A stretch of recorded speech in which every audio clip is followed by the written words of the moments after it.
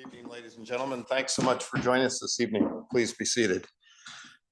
I trust everyone's taken a moment to read our acknowledgement to our friends and neighbors, the Squamish and Tsleil-Waututh. Tonight, just before we begin, I would like to recognize some people in the audience. Former Mayor, there you are, Ron Wood and Joanne Wood, his wife. Former Councillor Rod Day and Bill Soprovich. And I do recognize the daughter, Erin Arnott. Say hi, Erin. Her mother was on council when I started to first get involved in the community back in the 70s. And and I also recognize we have got Judy Wickham, the wife of Bob Wickham. Bob Wickham was on council in 1975, and it's great to see you here tonight. I understand he is cycling in New Zealand, still going strong. I bring everyone's attention to that because tonight we are going to make a historic announcement, and it is regarding something you can maybe all guess. But that council back in 1975 of Peter Jones and Bob Wickham, they started a plan. They passed a motion to begin the acquisition of homes on the waterfront. And it was in 1975, 50 years ago, and that's Peter Jones. And I threw in another photo here just for a bit of a laugh because I first met Mayor Peter Jones when I was in high school, and I was invited to sit on a committee of council. Oh, here's Peter Jones's council, and that's Bob Wickham. Judy, he still looks exactly the same, doesn't he? He's in the lower right-hand corner. And we switch to the next photo. It's just for a laugh, but it's a laugh. There's Peter Jones, and he asked me to chair the first Community Day Committee, and that was back in 1978. And in any event, tonight I am very proud on behalf of our council to announce that we have purchased the final house at 1444 Argyle Avenue. And this realizes the long-term dream and vision of returning the Ambleside waterfront to the community for public use and green space. And as I mentioned, it all began in 1975 when Mayor Peter Jones and his council of the day created the Ambleside acquisition policy. Well, 50 years later, it has now become a reality. And I would like to extend my heartfelt thanks to all of the people who have served on councils and have helped support this. It's a great day for the vibrancy of our community of West Vancouver.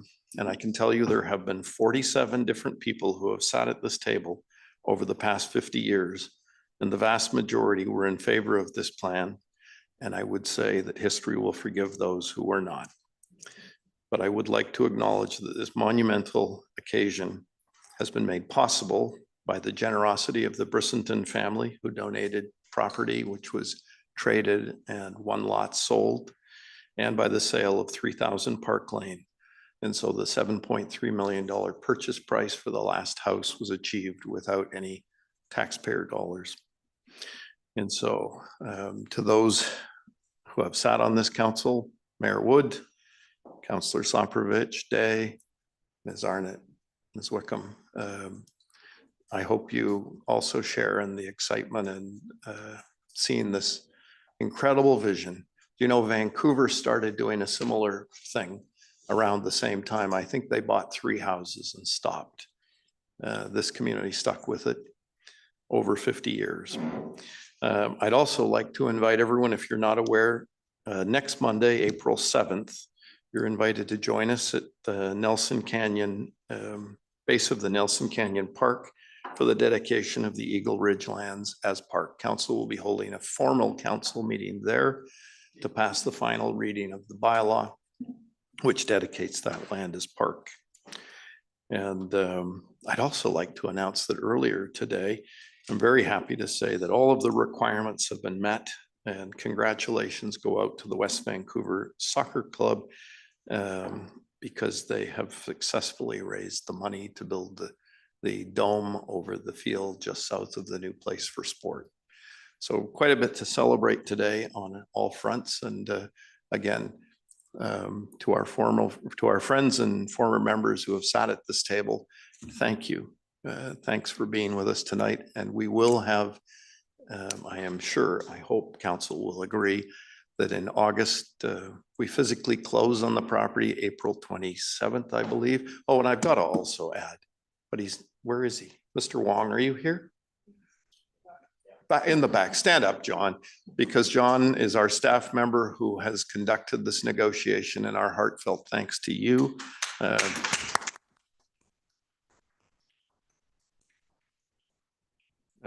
think it's an incredible achievement. The people who live in this home, needless to say, were the holdouts. But I'm very glad that we did not have to go to any kind of an expropriation, that we were able to find a solution for them that worked for the community. And I should also say that when the house, I'm hoping that the house at 1444 will be floated off and reused somewhere, but however that house is removed, we will then, with council's agreement, have a celebration of this 50-year dream and vision. And I hope to locate as many of the members of council who have sat at this table and many of the staff who also over the years contributed a great deal to this plan. And I can think of many of them, or to find the children or offsprings like Aaron Arnott, who has come tonight, just so that you can join in. Councillor Day, do you have a comment? Could I just mention Don Lanscale? Yes, of course, please. More than anybody else, Don Lanscale, along with Peter Jones, was responsible for the seawalk. And the seawalk is probably the greatest achievement we've ever made in West Vancouver. A lot of people thought we were crazy buying that seawalk, all that money. What are you wasting money for? It's just a bunch of houses. Free market law, but we persisted over the years, one council after another, buying up land year after year. And imagine now trying to buy any of that land for waterfront. So enjoy that seawalk. Foresight, or many councils, because they're all Don Lanscale fought to get that seawalk to the apartment zone. Yes. And it was really a struggle. He dedicated to doing it. We all had a great deal. He's no longer with us, but he was a great West Vancouver. Yes, he really was, and I agree. And I do know where his son and daughter live, so I will be sure to invite them down so that they too can celebrate in this wonderful achievement.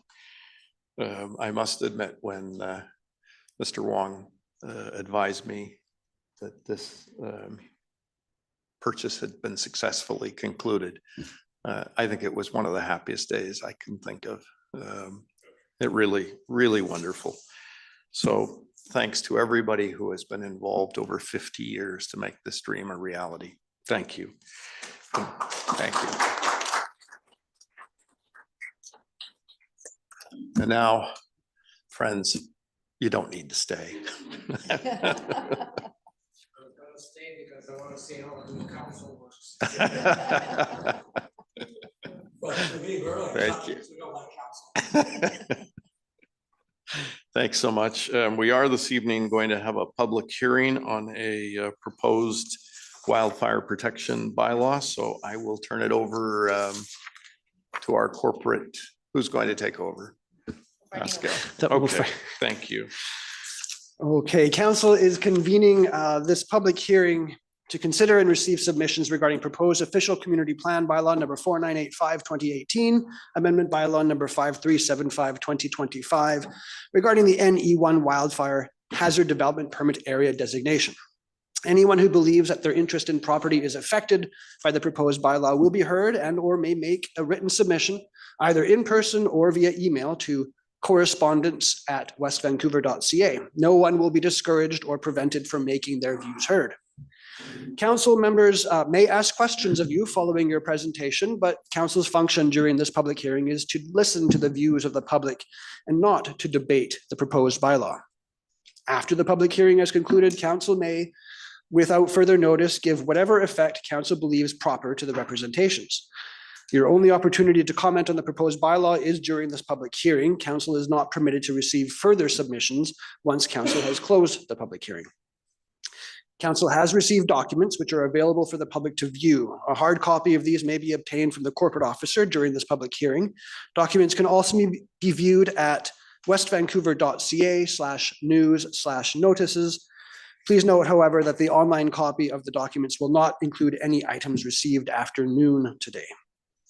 To maintain order and to ensure everyone has an opportunity to be heard, here are the rules of procedure.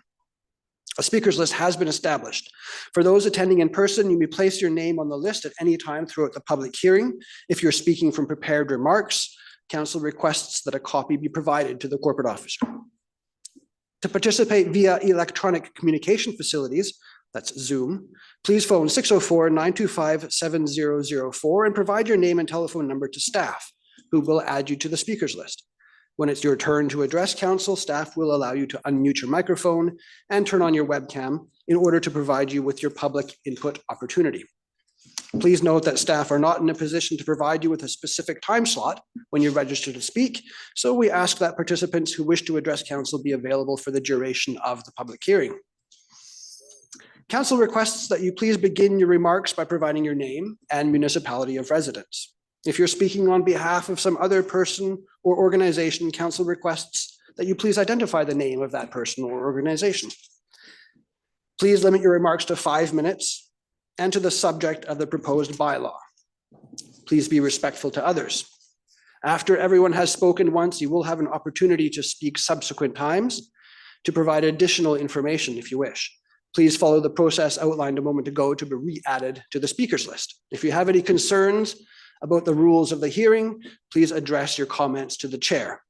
And just before Mayor Sager, we hand it back to staff for a presentation, I should note that we have received 2 staff reports on the topic, 31 written submissions received so far. On February 24, council set the date for this public hearing, and the statutory notices of the public hearing were published in the North Shore News on March 19 and 26 of this year. So unless you have any other comments, we'll hand it over to staff. Thanks very much, Chief. Ms. Keith, who's going to take over? I will start first. Thank you. Thank you, Mayor and Council and members of the public. We're here tonight to present on a proposed amendment to the Wildfire Hazard Development Permit Area designation. I'll just briefly review the background and what our existing wildfire hazard DPA is. Following first reading on February 24th, we did receive quite a few comments about this proposed amendment and some concerns. Staff have been working to address these concerns, and so we've added a few proposed modifications to the bylaw amendment, which we'll present tonight, that will be considered at second and third reading. In addition, we've also heard quite a bit of comments regarding early wildfire detection technology. So Chief Howard will be here tonight, or he is here tonight to speak to that and explain what staff are doing and related to that as part of our whole wildfire management plan. So there's been quite a few wildfire events in BC and other countries. They've been increasing in magnitude and frequency, particularly in the summer months due to prolonged periods of dry conditions and wind. Most recently in West Vancouver, we have seen fires, and most recently at Cypress Falls and Horseshoe Bay in 2022 and 2023. As background, our community wildfire protection plan was approved in 2019 by council, and in it was a recommendation to implement a wildfire hazard development permit area, which was adopted in 2020 and relates to new development and fire smart principles for developing properties. So what does our existing wildfire hazard development permit area look like right now? So this, it includes about 5,000 properties within 100 meters of a forest interface. And so if you are in the wildfire development permit area, what does it mean for you? It only applies to new homes. So this is not applicable to existing properties, renovations, any work on existing homes. It's really strictly for new homes. And so what it would mean if you were building a new home, you'd have to build with fire resistant materials for the exterior of your home. And you manage your landscaping and trees based on fire smart principles. So the way it works is you would have a wildfire assessment done on your house by a qualified professional, and they would delineate 3 different zones on your property. The immediate zone, which is the 1.5 meters around your house, the intermediate zone, which extends out to 10 meters, and then the extended zone outside of the 10 meters. And there's certain guidelines or recommendations based on each of these zones. In particular, for the immediate zone, you're looking at non-combustible materials, both for the house and anything around the house within 1.5 meters. And so that's really looking at your decks, your fences around your house, looking at the siding of your house, your roof, your gutters, your eaves, to ensure that your home is protected from fire impacts. And then as you move out, it's more fire smart principles are related to managing the landscaping. So ensuring there's not an accumulation of debris or combustible materials, that you're planting trees that are low flammability, that you're trimming back trees away from structures, and you're raising the canopy of your trees so that there's minimal ladder fuels on your property. So this is just a little bit more about the landscaping, as you can, and this is a graphic that was taken from our urban forest management plan that was adopted about a year ago by council. In that plan, there was a recognition that we do have wildfire risk in West Vancouver. And so the plan recognized that and provided comments and recommendations to align enhancing and growing our tree canopy and making our urban forest resilient, but also minimizing wildfire risk. So you can see here that directly around the house, you want to have non-combustible materials, you want to have low grass, you want to have not a lot of accumulation of debris. As you're moving out, we look at replanting deciduous trees, which are lower flammability, managing the conifers, so trimming them back from structures, raising the canopy, as coniferous trees are more flammable, and spacing out trees as you move along. So back to the reason why we're here tonight. So the recent fires in BC, as well as Fort McMurray back in 2016, I believe, and LA, most recently in LA, has provided a greater understanding of how fires spread and how weather conditions contribute to the spread of fires. We recognize that the forest of West Vancouver is not the same as Kelowna or Alberta or LA, and that's not something we're presenting here tonight. What we are presenting are findings and lessons learned on how embers can spread ahead of a fire front. So some of the lessons learned coming out of the fires around Kelowna is that embers can spread 2 kilometers ahead of a fire front and still ignite material. So that was not originally something that was thought, but when embers jumped the lake in Kelowna and ignited homes on the other side, it was a real lesson learned that an entire community can be vulnerable to wildfires, and not just houses directly at the forest interface. So specific to West Vancouver is the understanding that embers can spread quite far and quickly, and that strong winds and dry conditions, which we do experience here in the summer months, can contribute to that. And then once fires are in the urban area, they can go from structure to structure quite quickly. And so the proposed amendment tonight is what the planning department and the fire department are proposing is to help to reduce the spread of fire across the entire community, and building homes that are resistant to fire over time. So the original proposed amendments that went through first reading on February 24th was a proposal to expand the wildfire hazard development permit area to include all properties within West Vancouver and not just the approximately 5,000 that are within 100 meters of the forest interface. Again, I want to reiterate that these requirements would only apply to new homes. They're not applicable to existing homes.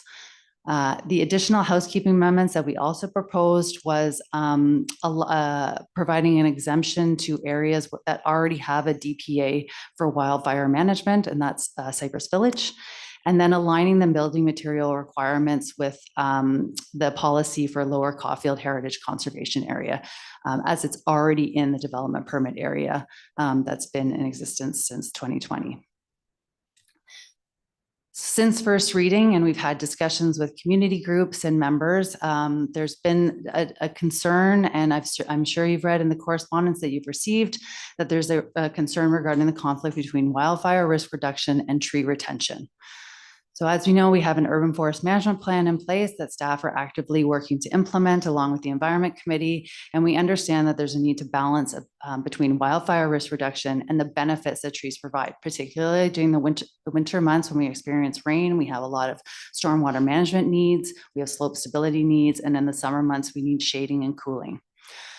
So there are existing actions that we currently do to maintain trees and maximize these co-benefits. So when staff in the environmental permitting department receive a wildfire DPA application, the recommendations include planting deciduous trees. They align with Fire Spark principles. They do provide energy conservation benefits both in the summer and the winter.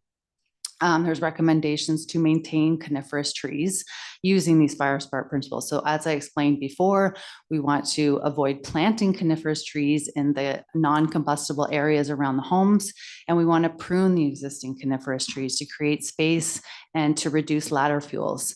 And then in the outer zones, it's also looking at tree pruning and debris removal. We've really encouraged the qualified professionals to do the wildfire assessments to really provide alternative approaches to full tree removals.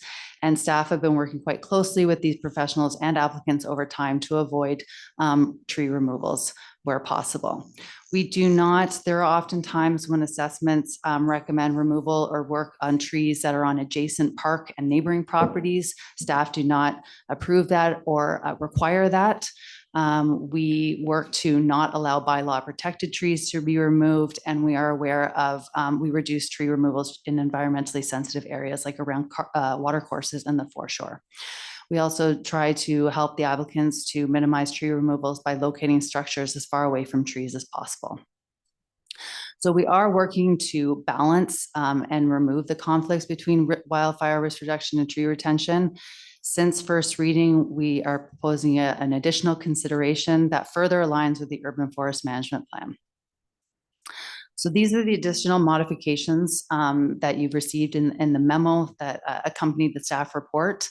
The first one is to address the concerns related to tree retention. The urban forest management plan has a recommendation for the district to consider to reduce the tree protection size to 20 centimeters in diameter for redeveloping properties. So for properties where there's new houses being built, that we would reduce that and try to protect all trees greater than 20 centimeters in diameter. For this, because if this proposed amendment comes through, is adopted, staff will have the opportunity prior to the building permit application submission to work with applicants to minimize removal of trees.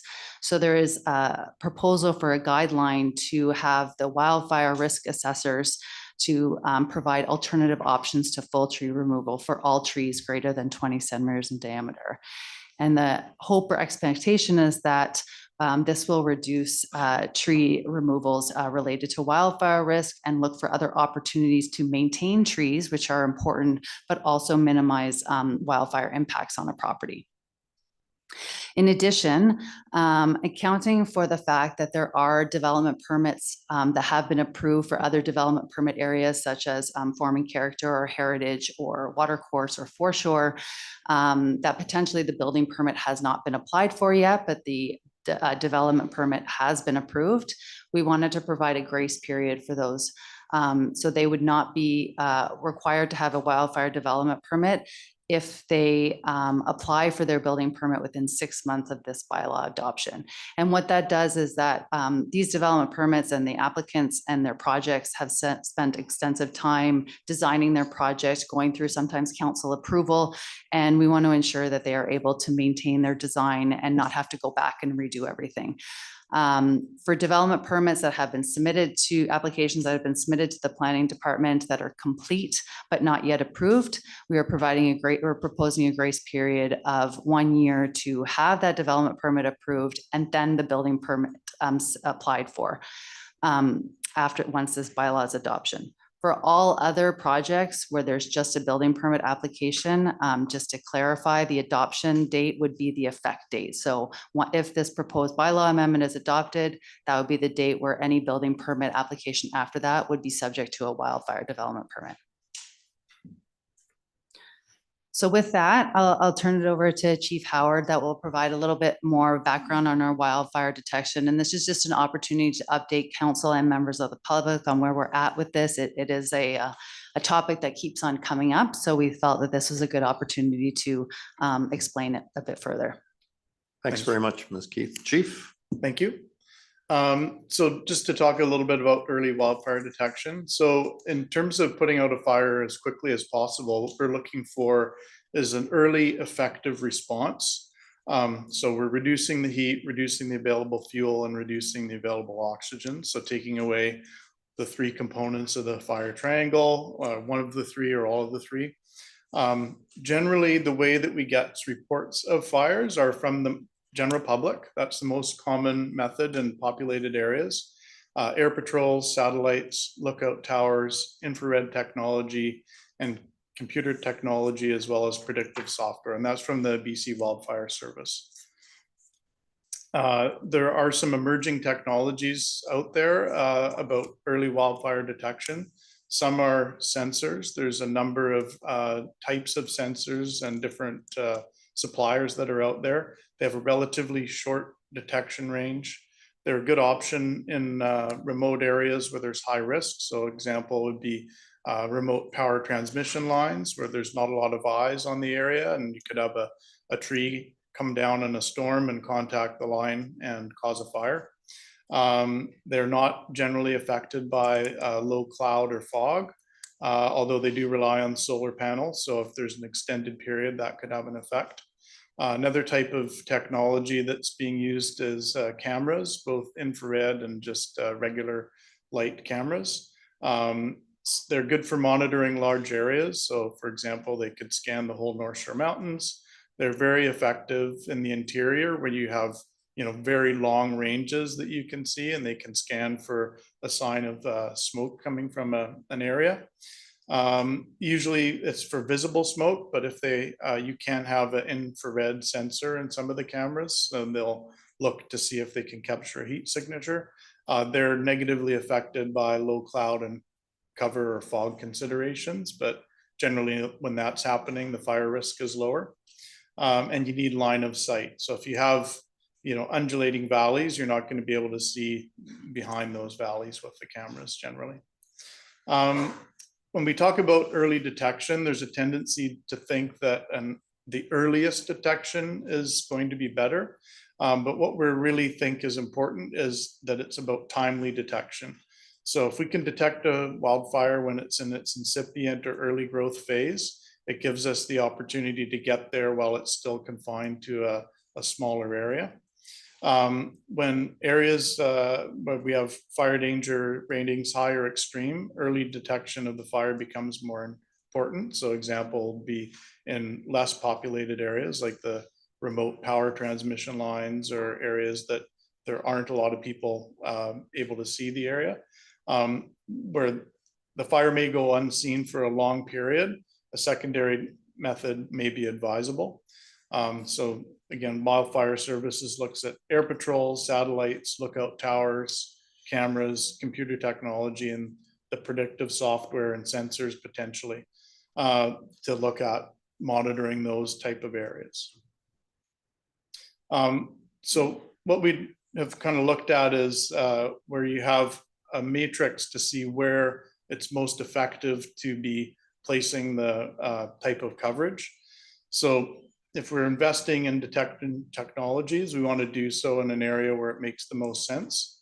And you may have opportunity to layer types of technology. So on the top line, the fire danger rating for an area, if we go from low to extreme, and if you have on the left-hand side, the risk of the fire going unseen for a period, the risk being low to extreme. As we go along, the whole area is covered generally by satellites, air patrols, and computer modeling. If we're looking at adding towers and cameras, we'd look to shift those in the areas we're starting to get to higher risks and into extreme risks. And when we have an extreme risk of not being seen and an extreme risk of fire, you can look at adding cameras and sensors. So that's the way that we've kind of looked at assessing whether there's a need for cameras at this time. And at this point, we're still working with the BC Wildfire Service, Metro Vancouver, North Shore Emergency Management, and the partners and the other fire departments on the North Shore, and looking at what those options look like for the North Shore.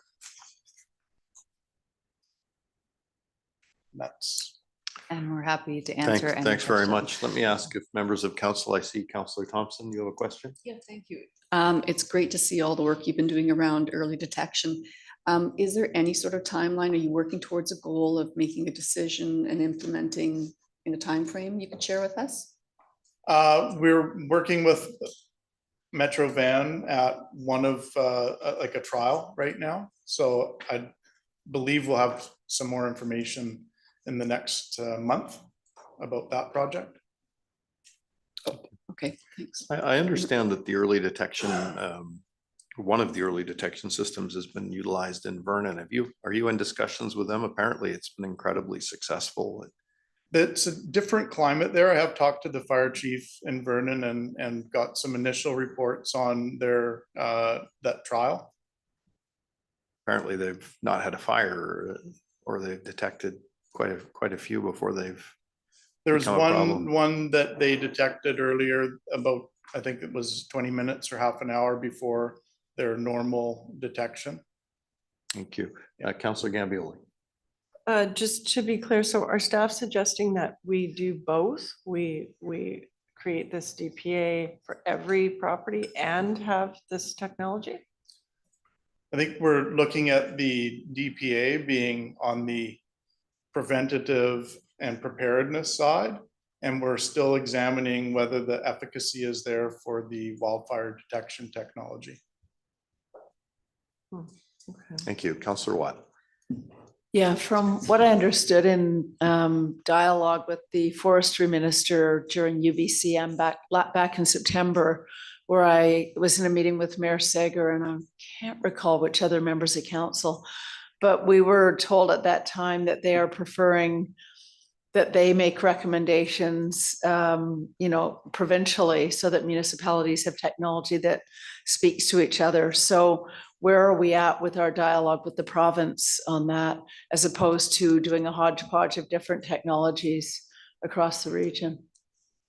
The province hasn't investigated they don't have any trials on the sensors at this point. They're using predictive software. They did say that they believed, and well, that was back in September, that I would have thought by now they could be delayed, but that they would be coming forward with some sort of recommendations. In my last discussion with the wildfire service people, there's no recommendation and no timeline. That's unfortunate. Are we having dialogue at least with Metro Vancouver so that we're at least all on the same page? Yes. Okay, thank you. Thank you. Councillor Cassidy. Yes, so with respect to the new builds, not 10 years ago, we had a populace that was coming forward to council virtually in tears as to the fact that when these various new builds, they were literally clear cutting the lots. And now, in essence, if I were to read this, that is what you in many ways are suggesting we go back to. Through the mayor to Councillor Cassidy, actually, that's not what we're suggesting at Okay. all. That's not the intent of this. The Fire Smart principles really don't mention tree removals. They mention maintaining your landscaping to create space around your houses so that you don't have overhanging branches that would cause the spread. So, and what we want to do is look at how to protect all trees over 20 centimeters in diameter on these properties. So the way it works is that the development permit application with the wildfire assessment comes into staff prior to applying for your building permit. And so we have to, the development permit gets approved prior to that. So it does give an opportunity for staff to review the recommended landscaping tree work that's proposed in the wildfire assessment.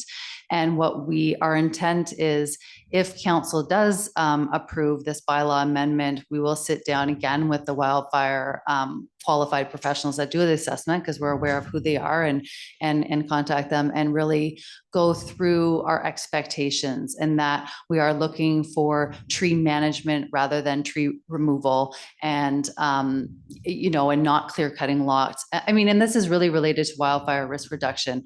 There are going to be trees removed on a property because typically the houses that are being built now are larger than the houses that are there. And so they have an area to build their house. So there will be some tree removals, but what we really want to do is minimize the tree removal specifically related to wildfire risk, and look at other options and what else can be done.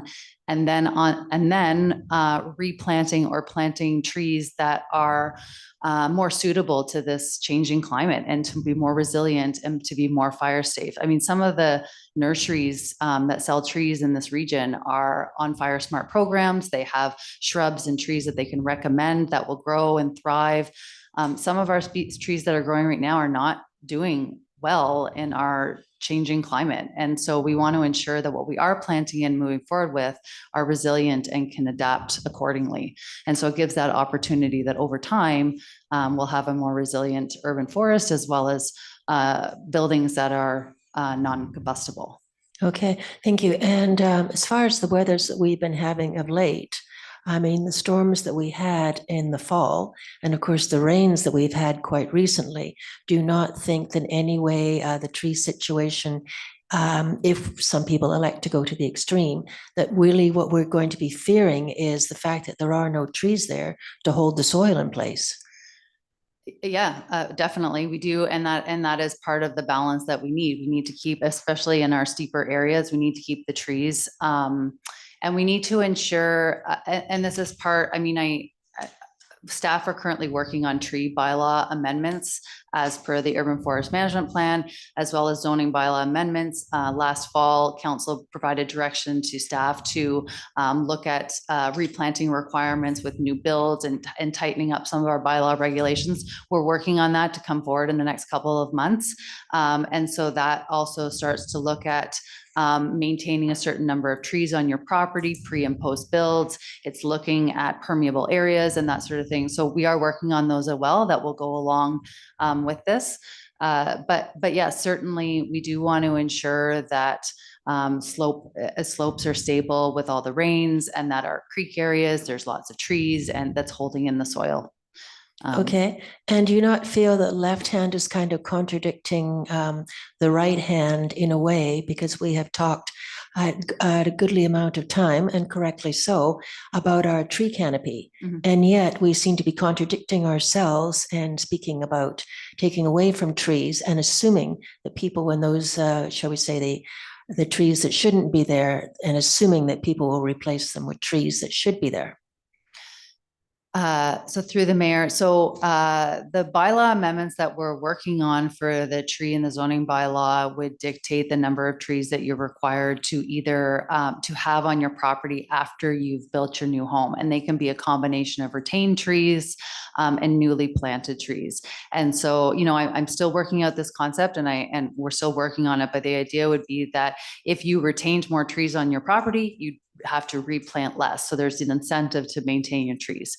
In terms of the tree canopy with wildfire risk reduction, and we've spent extensive time with the company that did develop our urban forest management plan. And if you go out to some of our areas where we've done sort of vegetation management in some of our parks, the canopy, because you're raising the canopy, or like you're taking the undergrowth away and you're removing the debris pile up underneath, but really maintaining the overhead canopy. So we're striving in West Vancouver for more of a shaded type of fire breaks, or for lack of a better word. So you're still ensuring that the canopy exists there, but you're removing sort of the ground layer, branches and debris and stuff, and that would spread a fire really quickly and make it difficult for the fire department to get in and put out a fire. So, you know, we just recently finished field management work up in Westwood Park in the Woodburn neighborhood.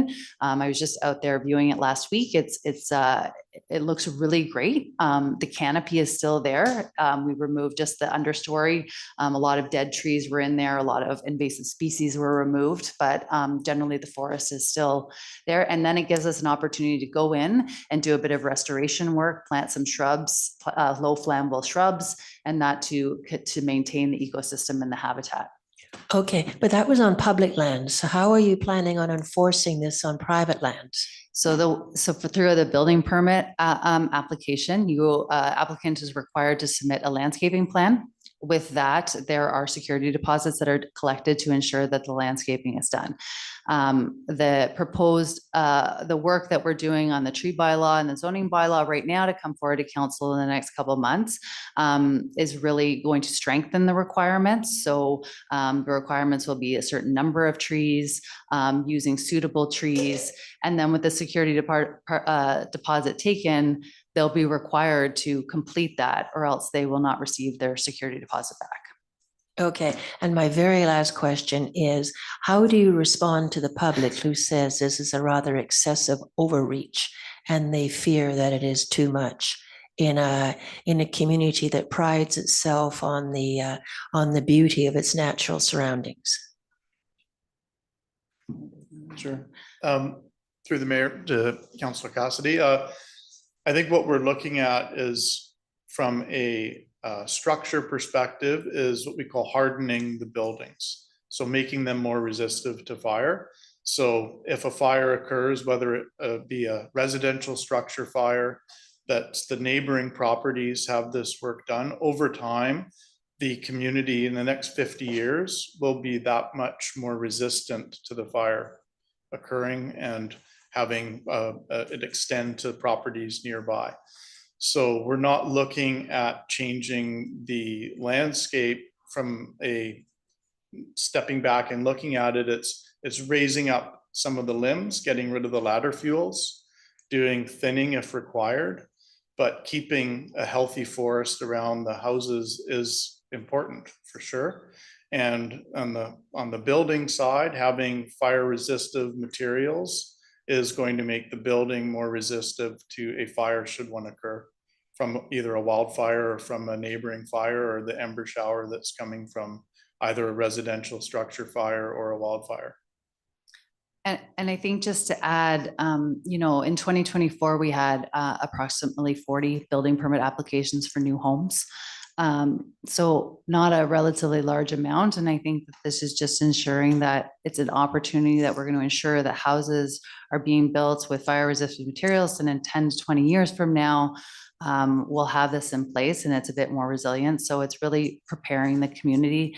You know, you look at some places such as Whistler, if you look at their development permit area, it's almost the entire community now of all houses. So, you know, it's moving in that direction just based on what we're learning. But I think, you know, the materials that you can use that are fire resistant are actually coming a long way in terms of how they look. And you know, the hardy plank and that sort of stuff, they can look like original materials. There is some cases where some wood can be used on a house to keep sort of, you know, character and form. It's just, you know, feature wood and stuff. So I think there's lots of opportunities to still maintain the West Vancouver neighborhood style and character while building resilience to fire spread. Okay, thank you. Thank you, Councillor Thompson. Thank you. Actually, Ms. Keith, you've started to touch on my primary question, which is around the concerns we're getting from builders and materials resourcing expenses and whatnot. And I'd like to hear a bit about that. But I just you know, I can really appreciate where this is coming from. And I'm wondering, is there an assessment plan? You know, once we start implementing things, are we going to start looking at this annually, every 5 years? Make sure that we're on track. And I get that it is a long-term plan to build a resilient community. Through the mayor to Councillor Thompson. Yeah, we certainly, we have a staff team that reviews our community wildfire protection plan every year in terms of where we're at, where we need to move to and the actions. I think proposing a policy where we look at protecting trees greater than 20 centimeters in diameter and maintaining them, it provides staff a bit of an opportunity to review every year and see how well that's working, how much the communication is going out to applicants and really working with them in preliminary stages. So definitely, I think, you know, after we don't get that many permits, to be honest, because the new builds are slowing down in West Vancouver. Many people are doing renovations, we're noticing, in the building department. So it's not as many as maybe we had seen, you know, 5-10 years ago.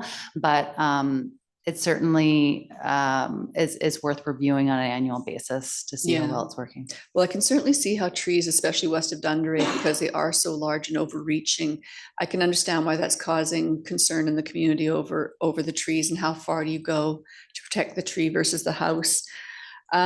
Where's the Westwood Park? Are you talking about the one in Coquitlam?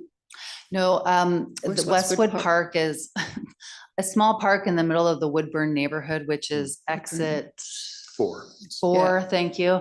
So above the highway, it's entirely forested park except for one tennis court that I don't think is used and one track, but it's surrounded by homes. It was identified in our plan as high risk because of the state of the forest.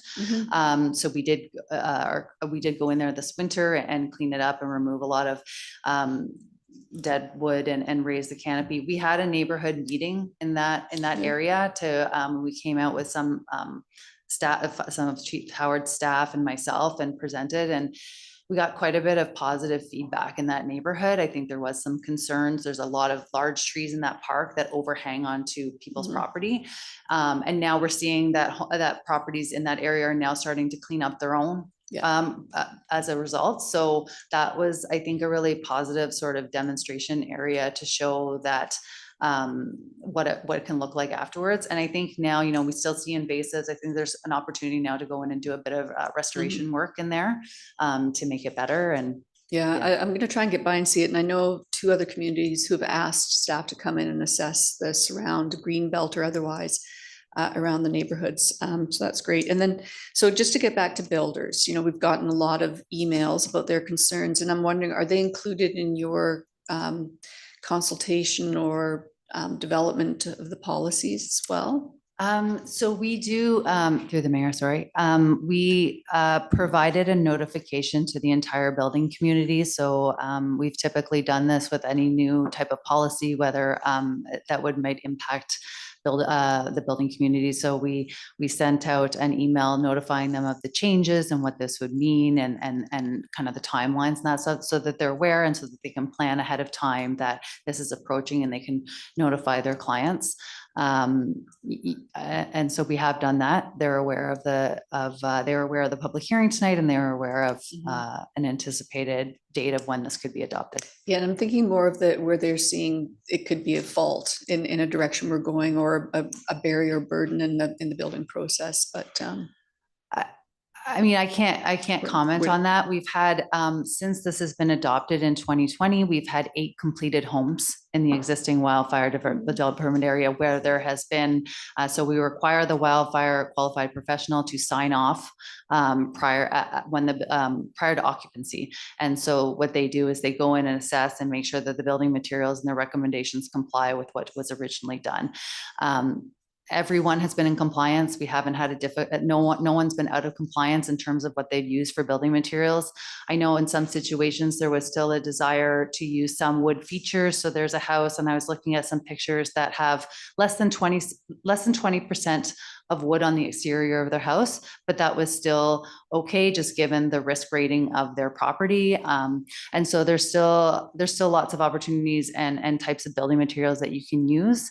You just work closely with your wildfire professional to ensure that the percentage of what you want to use meets their criteria to reduce the wildfire risk on your property. Okay, thank you.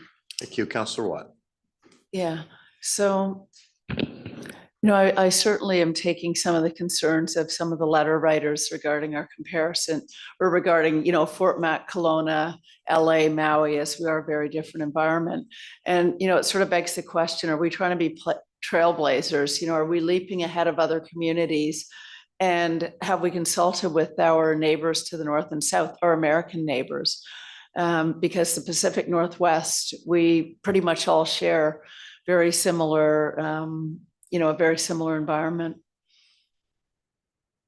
I think we, through the mayor to Councillor Watt, we've looked at some of the information that's coming out of the wildfires in LA. We haven't talked to them directly about what changes they're making, but seeing that the buildings, many of the buildings that survived were ones that had applied the Fire Smart principles. Yeah. Sorry, maybe I didn't articulate that very well. What I meant was our neighbors to the north, Alaska, South Washington, and maybe the northern parts of Oregon. Are they on this path with us, or is this something that we're, trailblazing ahead with? Through the mayor, I can't speak to like Alaska and the South. I do know that there's been a scan of Fire Smart through the BC Fire Smart program, that there is, and I'm just looking, I looked up the number of municipalities that have development permit areas, and it's almost like it's quite a few communities across all of BC, on the island, up the coast, that have development permit areas to guide new development in terms of Fire Smart principles. So I don't believe that we're trailblazers. Most communities do have them already. Expanding it beyond the 100-meter interface, in discussions with, some of the wildfire experts in the regions, I think that that's advice that's provided, but there is not every community's doing it at the same time, but the fire chief feels that this is the right way to go over time to help reduce risk. Thank you very much. Thanks very much, Ms. Keith. Chief, if there are no further questions, I'd like to now ask members of the public, offer them an opportunity to speak to this issue. What do we have? Thank you, Mayor Sager. We have 5 names on our speakers list. The first 2 names are Mary Gamel, followed by Lucinda Jones. Thank you. And the speakers list is on the table in the corner. Thank you. Ms. Damel, thank you for joining us this evening.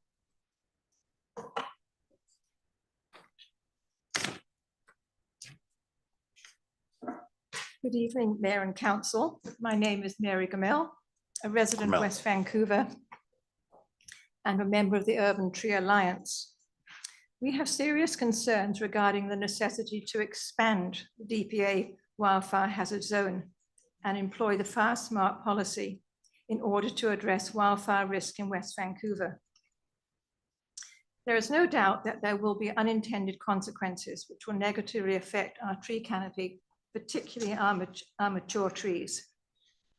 It is understandable that many residents are fearful of wildfires, with the recent LA fires uppermost in their minds. It is equally understandable that they want to know how the municipality is taking measures to protect their homes. But it is equally important to hear the evidence that supposedly places West Vancouver in a high-risk wildfire zone. Presently, this information has not been forthcoming. The province of BC Wildland Urban Interface Risk Map states that West Vancouver is situated in Map Grid 92G, which has the lowest risk class 5, class 1 being the highest. Port Angeles in Washington State is a reliable comparison with West Vancouver and is rated by the USDA as low fire state potential. Obviously, any risk should be taken seriously, but the measures taken should be in proportion to the risk and not impact our tree canopy. There are many measures to prevent fire spreading in our neighborhoods, from new technology as in early fire detection to residential water tanks. Tree removal should be a strategy of last resort. But if the expanded DPA is introduced, all new buildings in this new municipality will have to undergo a fire smart assessment. This could involve anywhere between 45 and 200 properties in the district on an annual basis. Fire smart is a province-wide policy. It does not differentiate between neighborhoods in the hot, dry interior, where forests and climate are drier and wildfires are more frequent, and our wet west coast. It is not customized for West Vancouver. Our neighborhoods will become heat islands. The natural cooling and shading properties of mature trees will be lost. They can lower temperatures by several degrees. Homes will become reliant on air conditioners, removing hot air to the outside, compounding the heat problem. There'll be financial costs and increased energy consumption. In fact, properties with mature trees are becoming worth more than those without, as residents understand the benefits of trees in mitigating our changing climate. With the loss of trees and the increase in impermeable surfaces, the ability of the trees to intercept and slow down rainfall will be lost and will result in flooding, overwhelming storm infrastructure. Please pause this proposal until there is evidence to support it. Consider alternate options and ensure the fire smart policy is tailored to West Vancouver and only employed in strategic areas. Thank you very much. Thanks very much, Ms. Gremmel. Thank you. The next speaker. The next please. speaker is Lucinda Jones, followed by Keith Turner. Ms. Jones, thanks for joining us this evening. You're welcome. Thank you very much for inviting me. So I'll just read something I sent and press the send button just at 12 noon today. And I did receive your reply. Thank you very much, Mayor Sager. With delight, I read the updated confirmation just in this last week regarding the intention for another reservoir to be established to function at Cypress Village in the Upper Lands. And so an increase of one reservoir to the long time existing one, that one which appears to officially be named Lookout Reservoir, is what I interpret now from what I've read online. So it was 7 or 8 years ago that I first offered what seemed to me as common sense, to have actually a line of reservoirs put in place between the upper interface of the housing and retail development at Cypress Village and the existing beautiful forest that would remain beyond that development. I suggested these tower-like structures could be view spots along with the existing reservoir, with drinks potentially even being served atop. This idea was put forward partially in jest, as I didn't know the engineering practicalities of such structures. But I'm not too sure with the Lookout Reservoir what the plan is there, actually. And so I continue to urge the so-called powers that be of district staff, directed by mayor and council, British Pacific Properties, the various other companies of development interest, and the fire marshal to consider still yet the efficacy and efficiency of having further reserve of the fire suppressant substance known as water held in tanks or reservoirs to ease the use of the Capilano Reservoir in the midst of a long dry period when a fire might arise. In addition, I suggest it is prudent to require every household to have at least one hose clearly accessible on the exterior of the structure and a tank of water that is fed throughout the wet season when West Vancouver experiences the extreme of heavy rainfall. Equally a dramatic circumstance, if not more so, than the dry season of summer. Rather than this gift being exited as efficiently as possible into storm drains and onto the sea, does it not make sense to prepare for the dry season by capturing this free commodity and having it available as an immediate fire suppressant?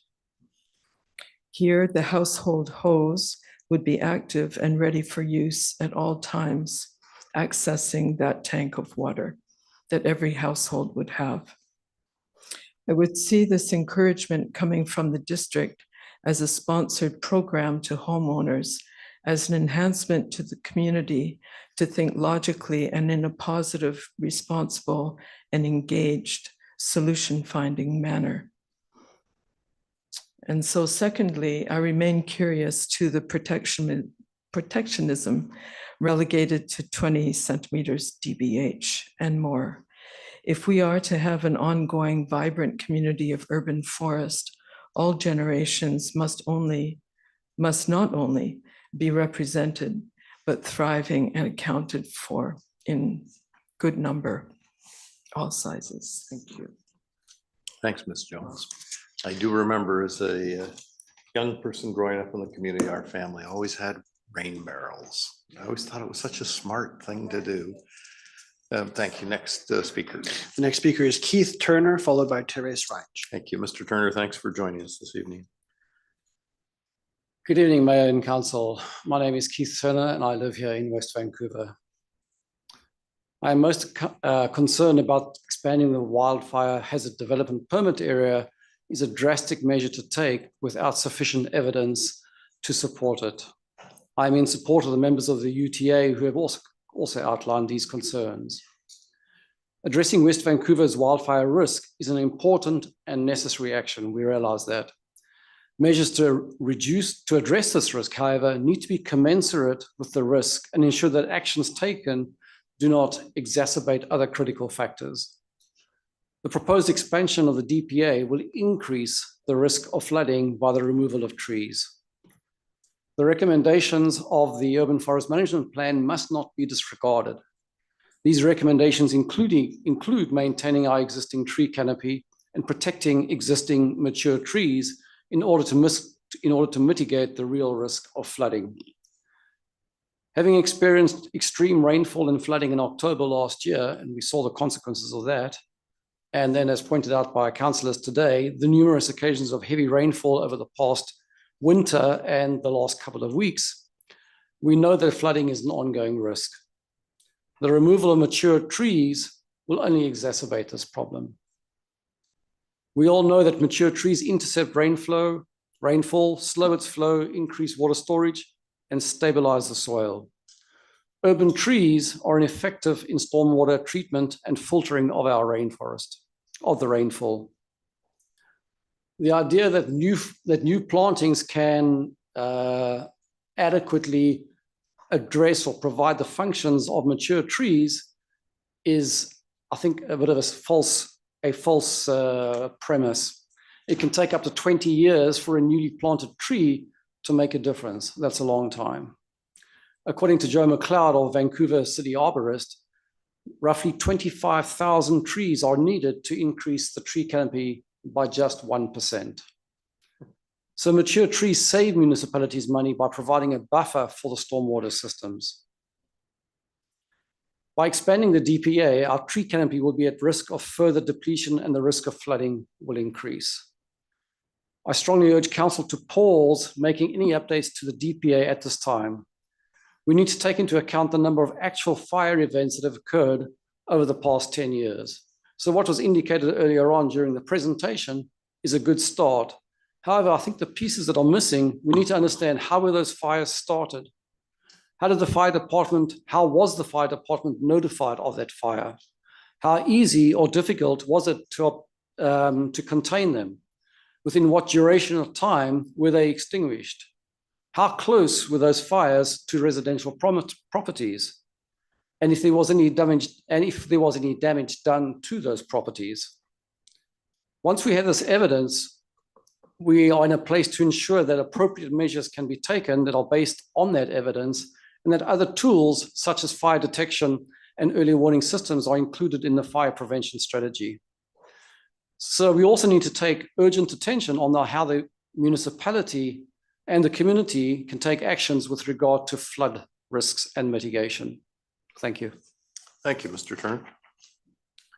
Thank you. The next speaker, please. The next speaker is Therese Reich, followed by David Reich. Thank you. Ms. Reich, thank you for joining us this evening. Therese Range, West Vancouver. Mayor and councillors, I suggest that you should not approve this expanded wildfire strategy. There are other ways to keep us safe. The district is located in the coastal Western Hemlock Zone, and in March, West Vancouver received 200 millimeters of rain, Kelowna 61 millimeters. And I realize I'm referring to weather, not to climate, but this is relevant to the issue we're discussing. In LA County, between May and December 2024, in 8 months, they received below average precipitation on record at 0.31 inches to 4.6 inches, accompanied by low humidity and the hottest temperatures on record in this time frame. Safety is paramount. We can all agree that on that one. One way to keep us safe is with increased manpower. By March this year, the BC Wildfire Service had received 2,200 applications, the highest ever. Training is scheduled to begin in April. The federal government is investing $16.3 million over 3 years in firefight training. So we agree that funding is very important. We are aware that just under $8 million was cut from the LA County Fire Department budget with a warning from authorities that this could lead to a disaster. In Alberta in 2023, the UCP cuts led to a disastrous wildfire situation. The UCP cuts led to gutted the firefighter programs and failed to retain staff. A crew member said that they were running at 50% capacity. Additionally, the UCP shut down 26 active fire towers. And I quote from one of the crew, "We all knew this was going to happen." Also, with increased manpower and funding for training, updated technology should be part of the solution we need. Forest Minister Bruce Ralston said that the province is securing more equipment and aircraft and is deploying new technologies to help fight forest fires. The federal government is investing $72 million in satellite infrastructure for wildfires. EarthExact is designing Canada's first wildfire sat constellation tailored to monitor active wildfires across Canada and on a daily basis. It will provide fire intelligence to responsible authorities and expected to save the Canadian economy between $1 to $5 billion over the first 5 years of operation.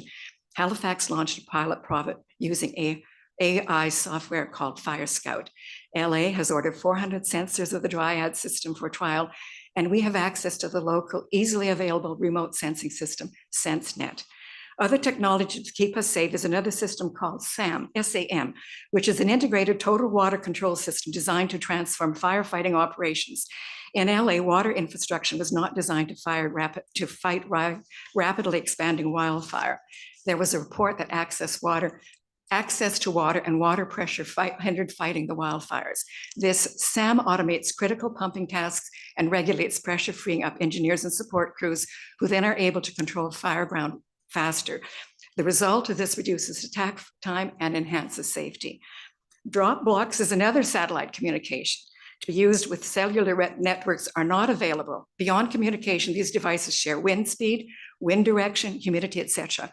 Windstorms are not common in the summer months in this climate, where in LA, the Santa Ana or the devil winds are ferocious. We also do not experience dry lightning storms as they do in the BC interior.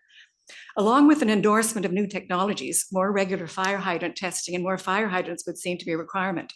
We have one fire truck. Should we have another for firefighting capabilities and for watering both our boulevard and street trees and eventually new plantings? Yes, they're expensive, but there now are funds through the Federal Nature Infrastructure Program. In terms of residents, they can be participants by regularly cleaning their gutters and rooftops, clearing around decks, removing any leaves, twigs, and branches. Similar treatment can be applied to a non-combustible zone extending at least 1.5 meters from structure. According to staff, some low-hanging branches can simply be removed and some trees can be skinned up to 2 meters. And I quote, "We do not need every tree in the property to be removed." Consultants need to hear this message from staff because many properties in the current wildfire hazard DPA that I have seen have been cleared. What would be different now if this were to be expanded? And will we see the opportunity to hire more staff to oversee this? Consultants' reports are based on how they believe biology works. And of course, we need to be part of the discussion for them, but they should not be leading it. Rachel Woodhurst, BC FireSmart program lead and provincial FireSmart liaison, has commented that if a home has a non-combustible roof in good condition and other fire-hardened structures cleared for 1.5 meter zone around the house, that a property is 90% safe. Add to that a spark arrestor on chimneys because there is a worry about embers and even roof-mounted sprinkler kits. The February 24th staff report highlighted five wildfires that occurred in the district since 2018. Best time then. The size, I've got couple of seconds left if you don't mind. Please finish. Thank you. The size of these fires ranged in size from a hectare to 3 hectares. Large fires have not happened here, so that we don't have the experience to say that this deforestation procedure will actually be effective. This plan appears to be more appropriate for the BC interior, where they have 100+ hectare fires descend on a community. We need a balance, a risk benefits equation, and this appears not to be it. Large trees impact a city's financial and ecological health. We have excellent fire responders. Let's see that we can give them the tools they need to do the job. Thank you very much, and thank you, Heather. Thanks so much. Next speaker is David Reinsch, followed by Jennifer Hales and Gary Porosnik. Very good evening, Mr. Reinsch. Thank you for joining us. Thank you. Good evening, Mayor and Council and staff. I agree with everything that's been said for the prior speakers. So I hope so. Yeah, I was going to surprise you with that. I wanted to maybe use the time to ask some questions if I can, please. I think that it was mentioned it was 8 projects that came through with wildfire hazard development permit. I think what we'll have to do is we'll take your questions down, and then I'll have staff answer them after the last speakers. Okay. Do you have them written down? Well, I have them sort of written down, and not sort of kind of scrambled here. Nothing you'd want to share with me. Okay, I'll take notes and then I'll ask. Written on the fly, so it's they're probably. Okay, first question. I'm going to take notes. Decipherable by me, I think. Okay.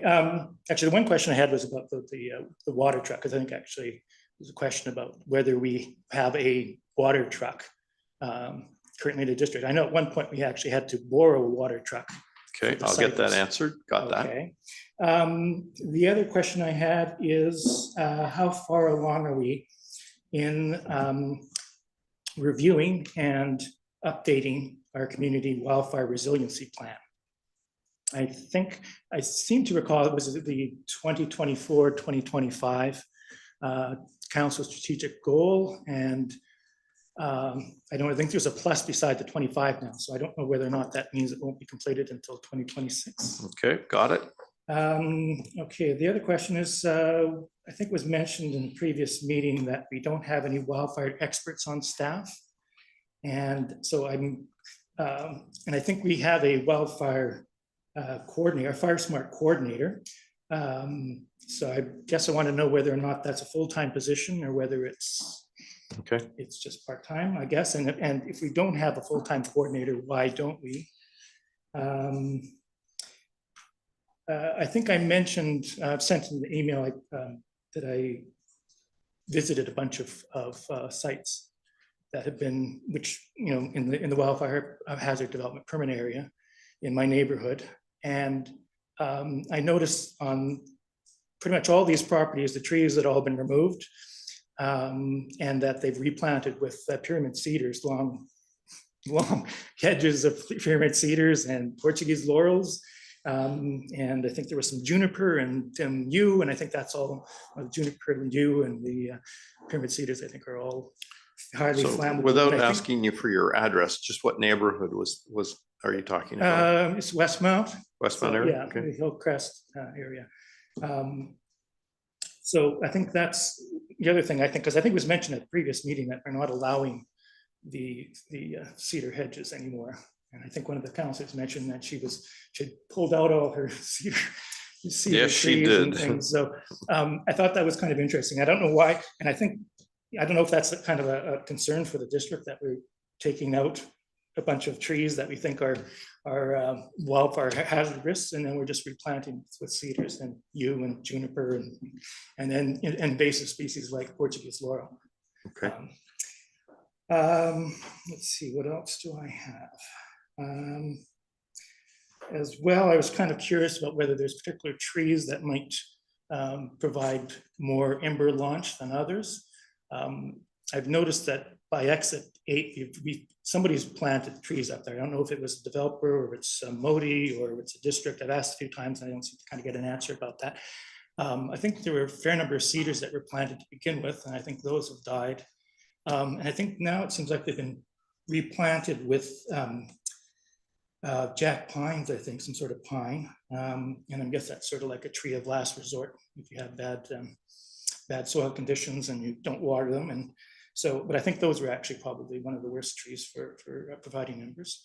So I'm not quite sure why if we're planting those or who's planting those. I'd like to know exactly who's planting those trees up there. This is just on the point by exit 7. Okay. And then actually along between exit 7 and exit 8. I think it's all part of the Five Creeks project.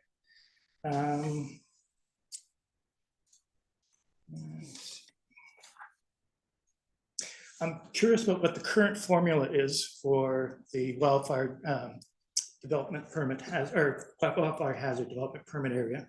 I'm guessing that the forested area is considered, let's say, wild or natural area parks. So from my house is about 260 meters away from that park, and I'm in it. So I'm just trying to figure out. I think I asked this question before when there was in 2022, the Fire and Rescue Service had a video session, and I asked the question there of the consultant and the assistant fire chief. And I think at that point I was told that there was a formula, but nobody really knew what the formula was. That's time, sir. Okay. I guess I'll have to answer the rest of the No, questions. no, that's okay. Do you have other questions, sir? I want to make sure every question you've got I is can do it at answered. a second round if you want. Okay, let's let other people go and Okay, good. Thank you very much. thank you, sir. The next speaker is Jennifer Hales, followed by Gary Perosnik. Thank you. Ms. Hales, thanks for joining us this evening.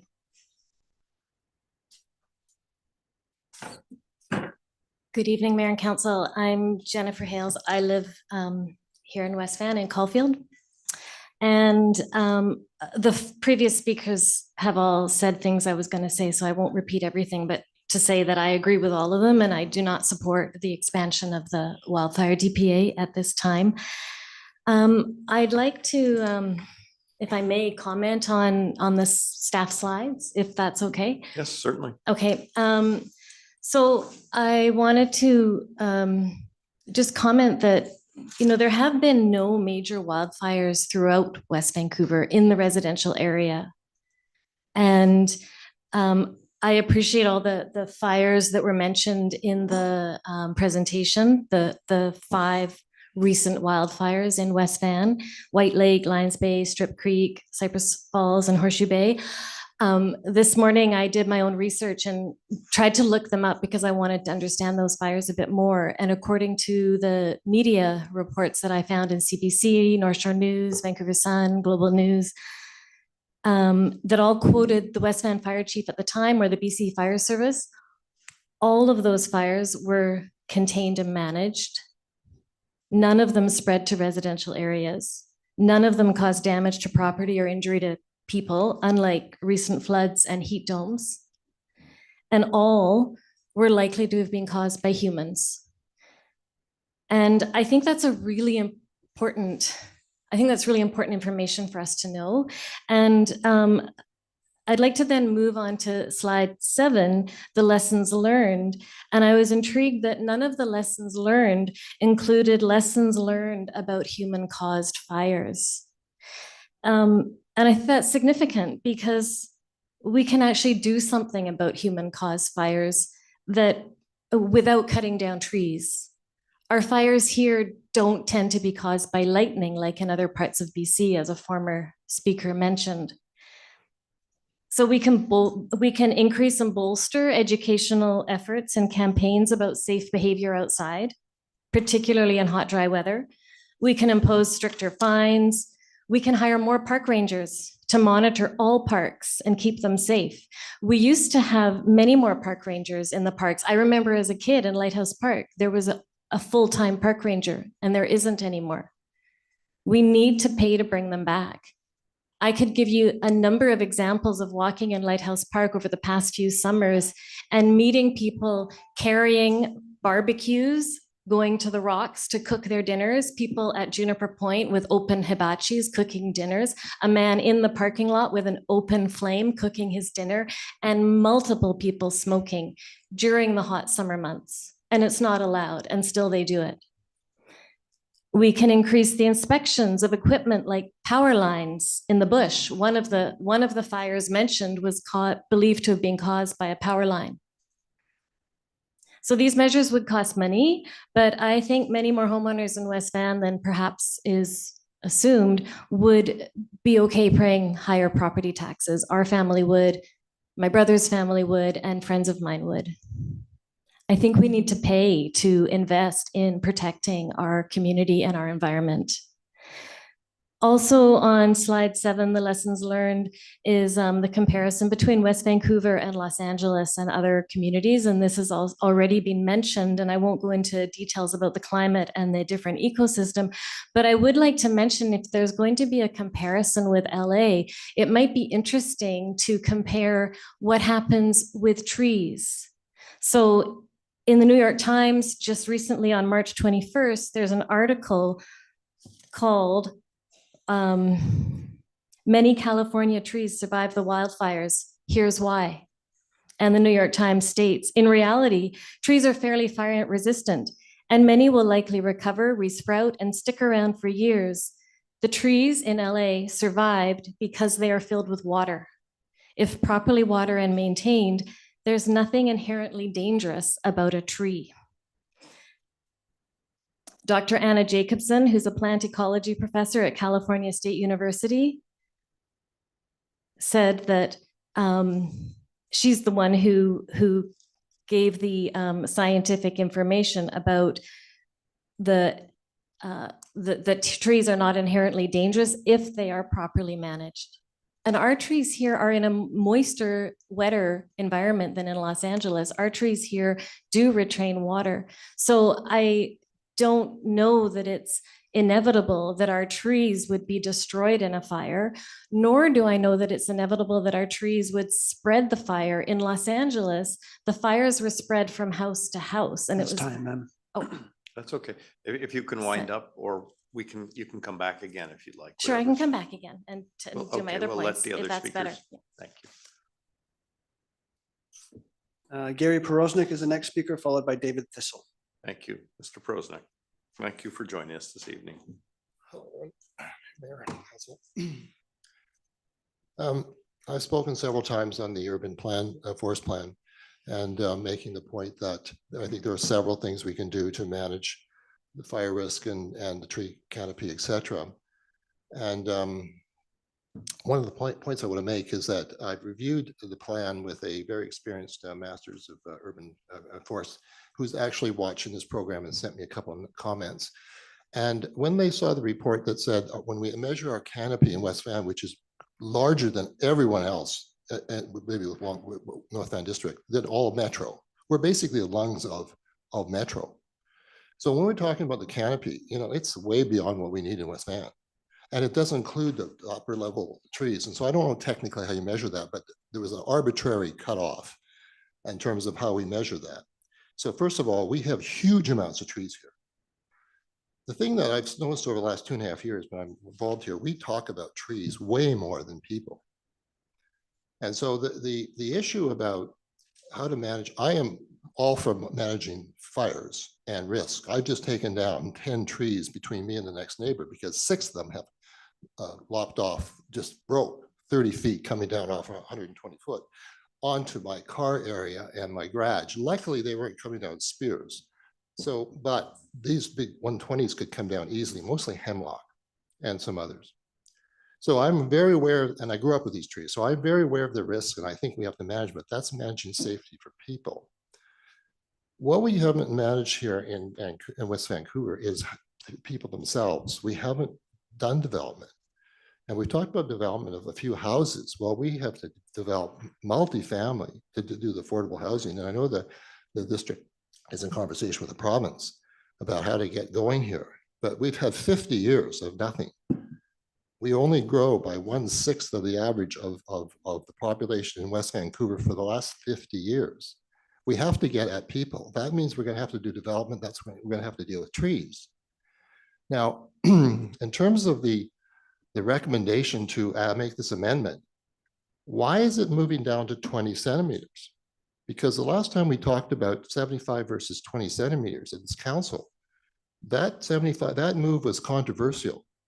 And it didn't seem to have a lot of analysis beyond an older group, an older committee that was involved. It did not go through the environmental committee because I made a recommendation. The environmental committee should look at this and get a lot better hearing on this. And talking to the arborists and the very professional people taking down trees, they tell you that if you move from to put a permit in place to take down a tree or to look at a 20-centimeter tree, you're doubling the cost of doing that tree. It's double between hiring somebody and then doing the whole permit thing.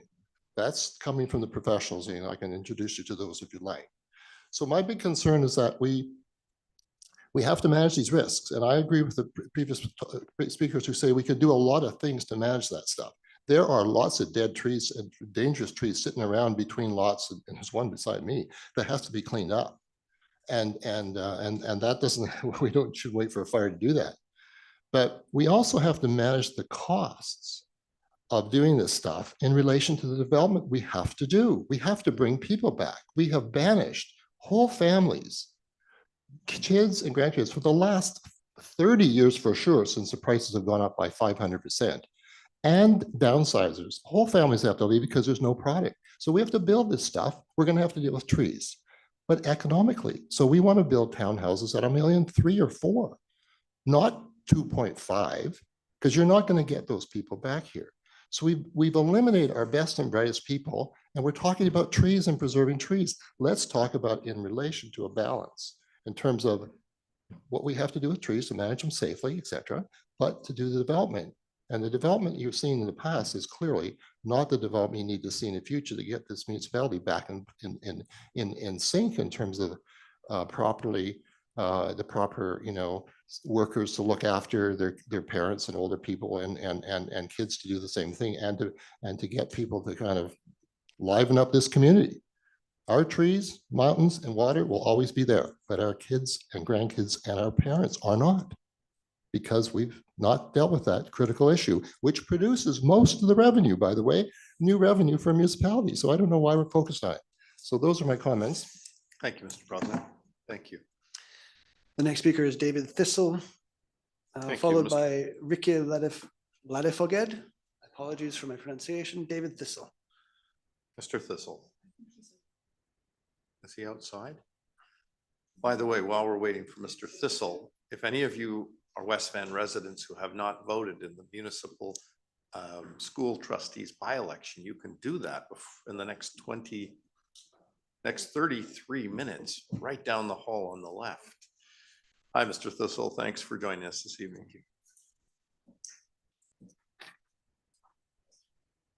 Mr. Thistle, are you, just want to make certain that you're speaking to the public hearing? I was speaking at the end. Oh, the very end of the evening. No, sorry. This is, I think you're here to speak about speed bumps. Yes. Got it. Okay, well, this is just the beginning of the meeting. I'm afraid you're going to have to wait. That's fine. Thank you. But have you voted? We'll get to that. Thank you, Mayor Sager. The next name on the list is first name Ricky Ladefoged. Same thing. And then Dave Steves, same thing. Jennifer Shi, Richard Fukuhara, Sherry Zhu. Oh, we're going to have a second public hearing tonight on Yeah, speed right? bumps, aren't we?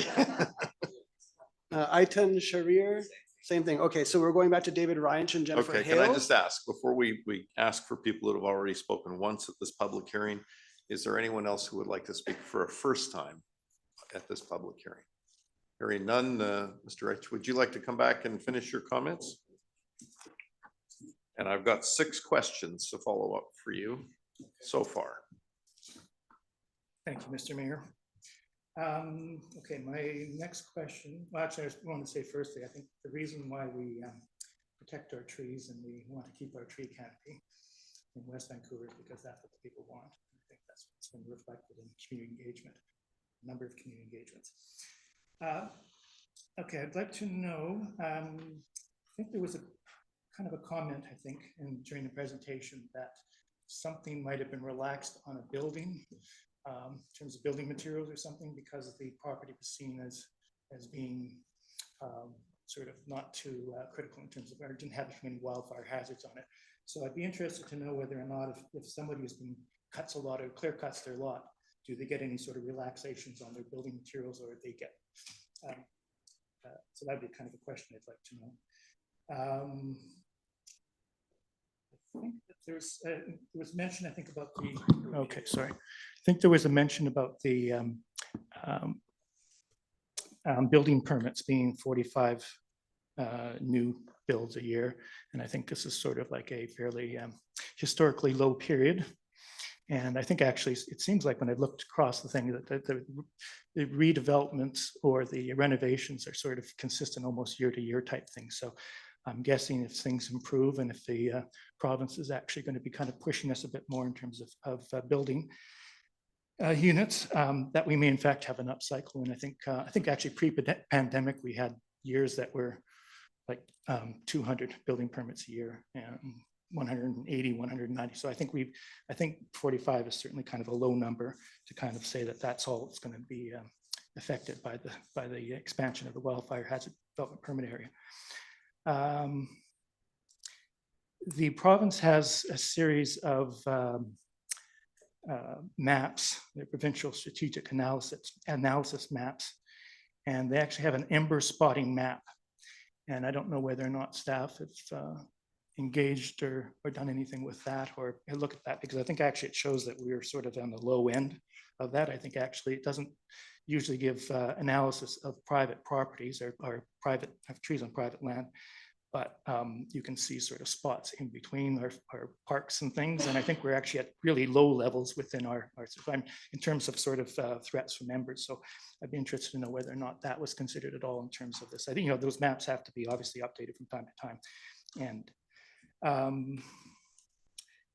guess I'd like to know if there are two DPAs on a property, let's say an environmental development permit regarding the riparian trees, creeks, and the wildfire hazard DPA, how those two would work together, whether or not precedent would be given over one as opposed to one or the other. So I'm, you know, because I think there's probably at some cases, I know I remember back in the when we had sort of a lot of discussions about the interim tree bylaw, that a number of people used to come by and speak and say that these the trees that lined our creeks were just big wildfire corridors and they needed to be taken down. And that's my kind of fear with some of this too, that if we end up putting that wildfire hazard development permit, expanding it, that in fact we're going to be having a lot more of those conflicts.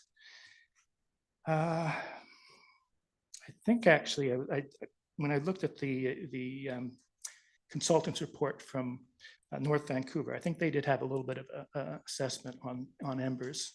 I don't think there was very much discussed about that at all in the West Vancouver report, but I think there was something back from a number of years ago, 2012 or something, some analysis that was done regarding embers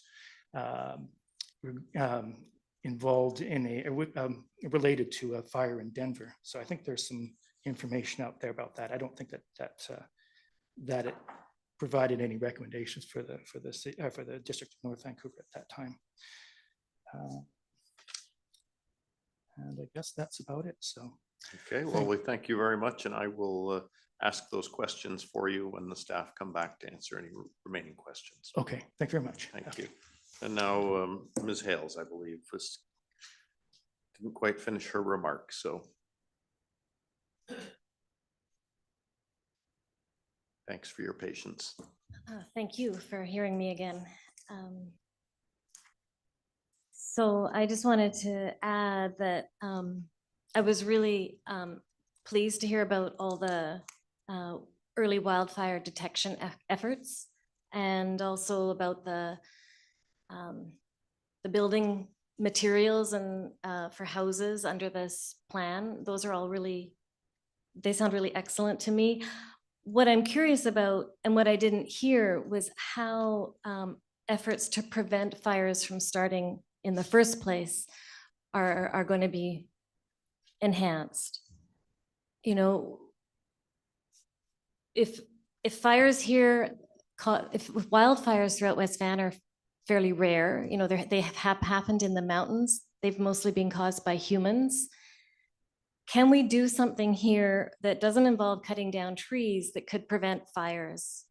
Of course, first, why not address the main cause of wildfires here, which are humans, and educate them and fine them if they don't follow rules? And I addressed that already.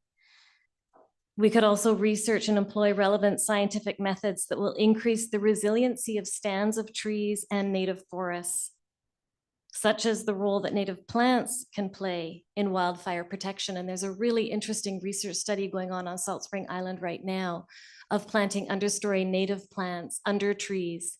And they're finding that these understory native plants retain the moisture and keep the forest moist and increase the resiliency and integrity of the forest so they become more fire resistant. And of course, enhancing the removal of dead and dry undergrowth and dead trees from parks, gardens, and forests, as was already explained. So I just feel like the expansion of this wildfire DPA has there been enough thought, discussion, research on scientific evidence to make an informed decision right now? And I haven't seen that. I'm very concerned that it's moving very quickly and that a pause is needed to really consider if this is the right thing for West Vancouver and our West Coast climate. I also have some questions for staff that maybe I could ask you, Mayor Sager. Yes, certainly. So it was mentioned in the presentation, from what I understand, I'm a bit confused about this conflict between protecting trees for the tree canopy, for preventing floods, for keeping the environment cool and preventing or helping us mitigate heat domes and things like that. And at the same time, it sounds like FireSmart wants community houses whose houses are surrounded by conifers to remove conifers from 10 meters from all sides of the home, which is 32 feet around the house. Our house is surrounded by conifers. We'd lose all of our trees. And so I'm a bit confused because I thought I heard that it wouldn't result in a clear cutting a lot. And so I'd like to know what the expansion of the wildfire DPA is compared to that FireSmart rule of the 10 meters of cutting down conifers around a house. Because I'm really concerned that if this happens across West Vancouver, if the goal ultimately, as it said on the slide, ensuring that all homes and structures become fire resistant over time, does that mean that over time, the idea is that all properties could, in effect, have no trees on them over time, if that's the goal? And that's hugely concerning to me. I think the home materials, like making sure that homes are built with fire safe materials, is excellent. Some landscaping, excellent. Moving debris, things like that, those all make sense. I just don't understand the cutting of the trees under the FireSmart principles and how that would apply under the expansion of the wildfire DPA and what that would mean for West Vancouver. Would we potentially lose most of our trees? And I think that could have disastrous effects for the tree canopy, for flooding and land slippage, and also for heat. 2021 had the heat dome, which the federal government said was the worst natural disaster, weather disaster that Canada's ever seen. I will ask these questions for you. Thank you. With our chief. I appreciate that. I think those are all my comments for now. Thank you very much. Thank you. And I'll ask now, I did ask if anyone had wanted to speak for a first time. Is there anyone who wishes to speak again? And I'd like to invite our staff back. There were some questions, and I'd also like to just highlight for the community, because those who love trees may not have heard the announcement that was made last week. I think it was last week by the federal government that we have been the lucky recipients of, I think it was, Ms. Keith, $350,000 to plant new trees in our parks, boulevards, and green space. And so those of you who are happy to hear that, I think we're going to be looking for some volunteers to help our staff do some replantings. But Chief, a couple of questions, if I may. Do we have a water truck? We do not have a water truck. It's something on our plan that we're looking at bringing to council. How much We would do- one cost? They're about 1.1 million. We do have access to a water truck. So the works yard has a truck that is dual purpose. So it has a water tank that can be put on it. And we also have access to North Construction's water truck.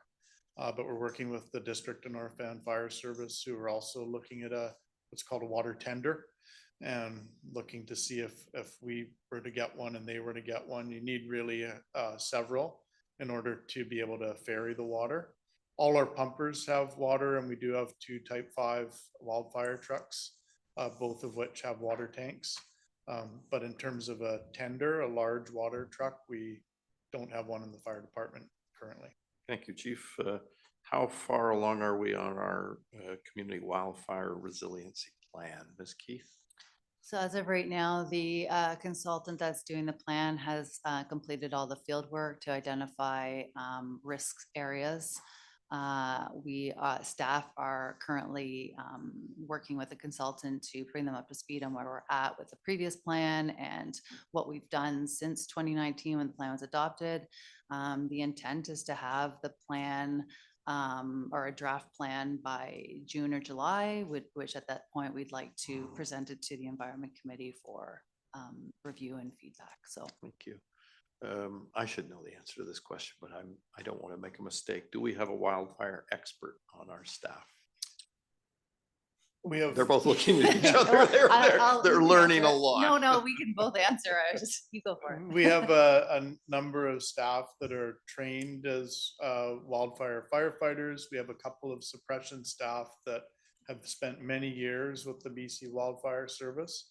And we have a chief that's our Fire Smart coordinator and has taken extra training and extra education around wildfire, but we do hire consultants to get some of that more detailed expertise.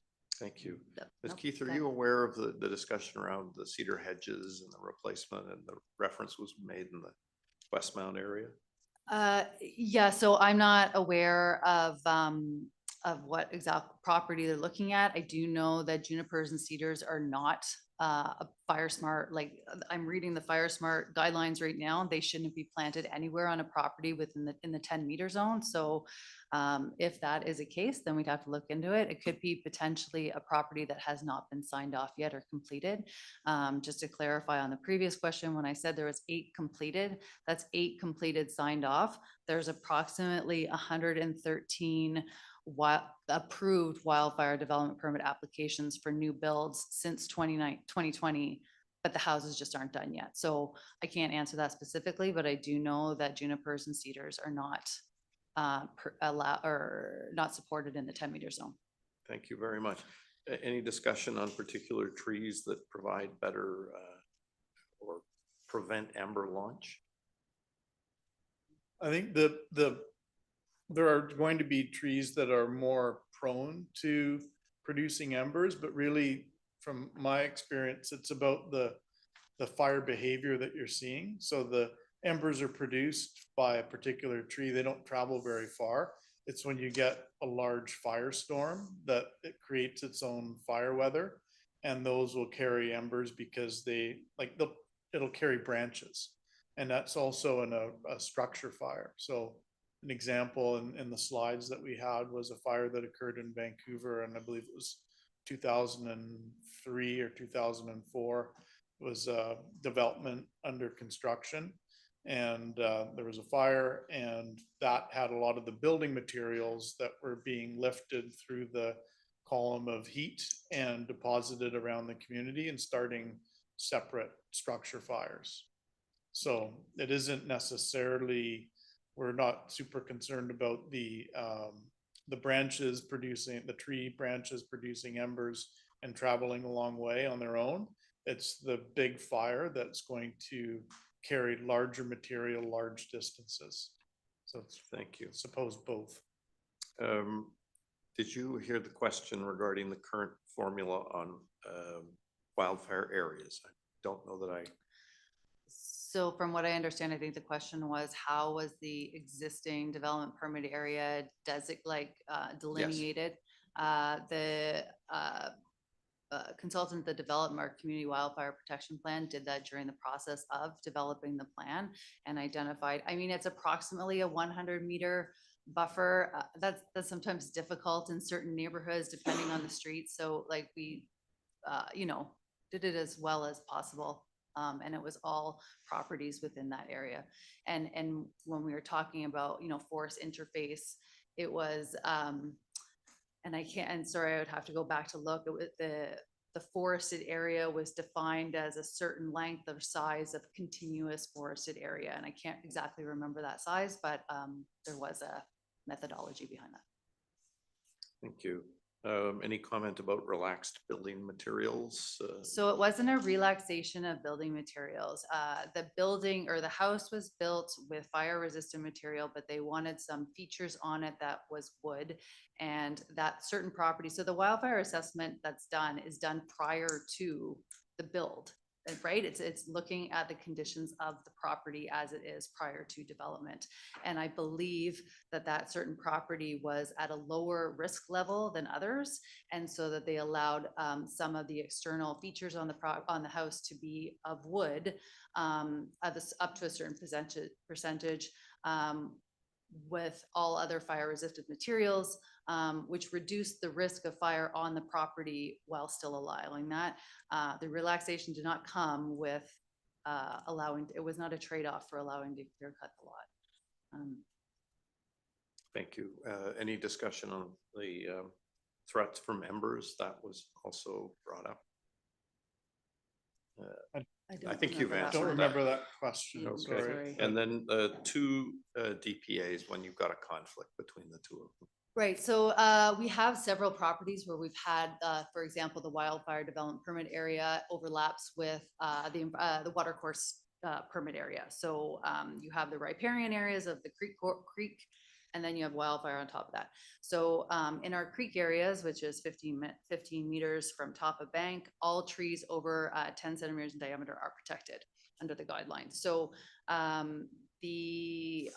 web pages and our guidance to applicants is that you have to have your qualified professional, so your registered professional biologist doing the creek work, as well as your wildfire. They need to work together to ensure that they're meeting both sets of guidelines.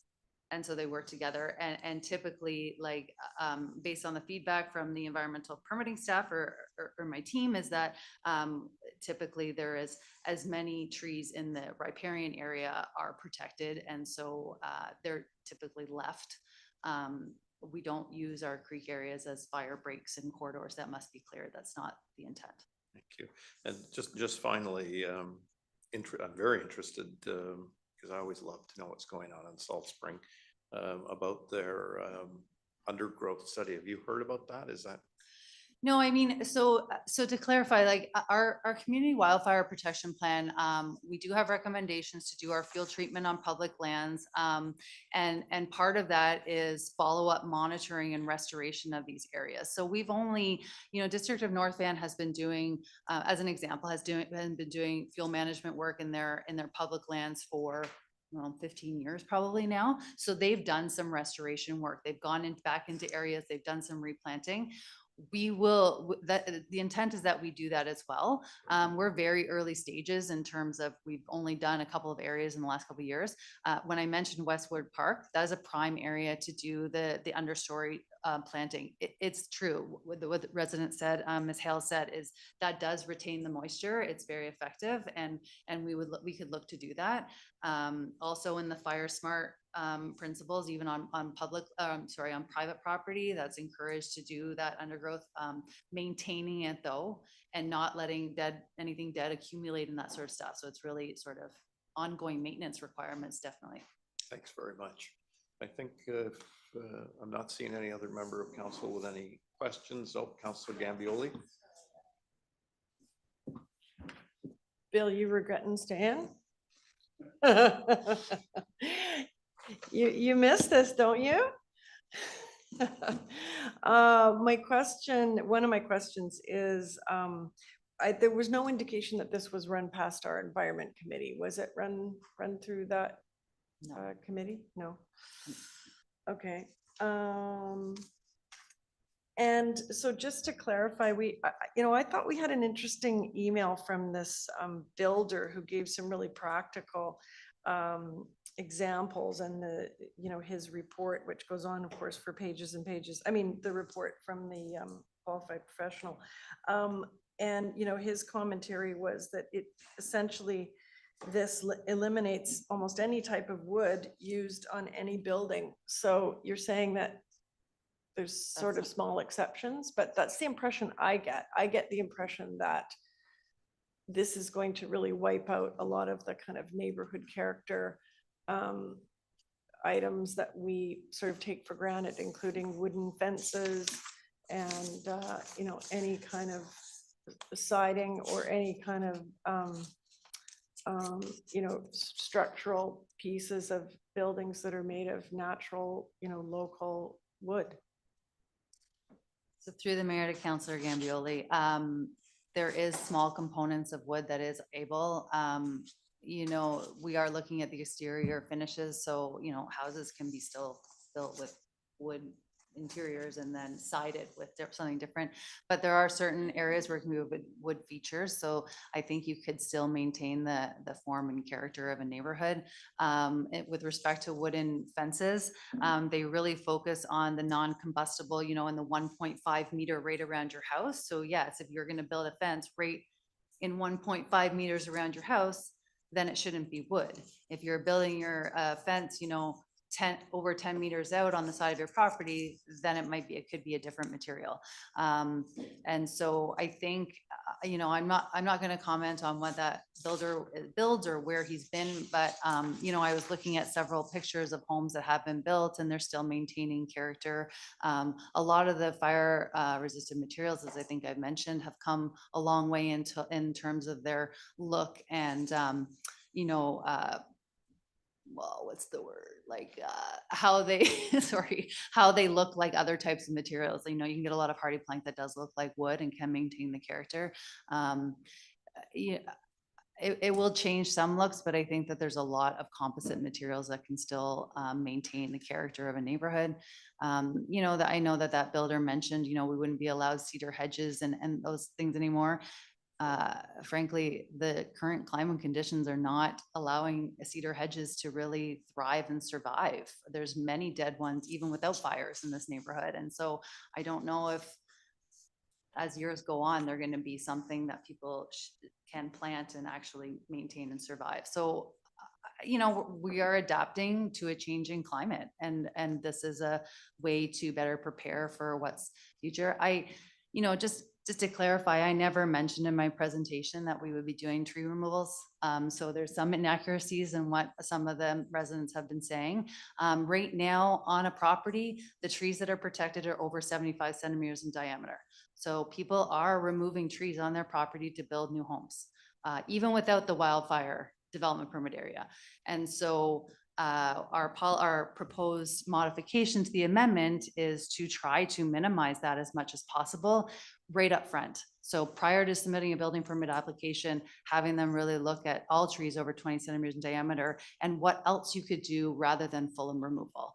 And I'm not sure if that message was lost, but even the Fire Smart, I'm reading them right here. It doesn't say to remove coniferous trees, it says to maintain them and raise them. So that's not removal. And I don't believe that my slide said that. So I just want to reiterate that, we're trying to really preserve what West Vancouver looks like right now in terms of the canopy, the tree retention, buildings, how homes look, but also aware that we do have a wildfire risk. And the risk rating, we've talked a lot with BC Wildfire Service and raised the point that they have a lower risk rating for this area.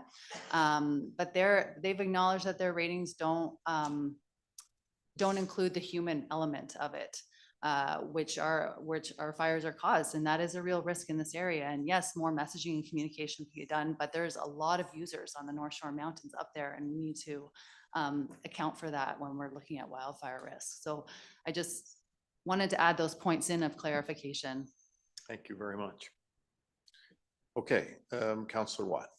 Yeah, so, on to Nora's point, when discussing, the materials used.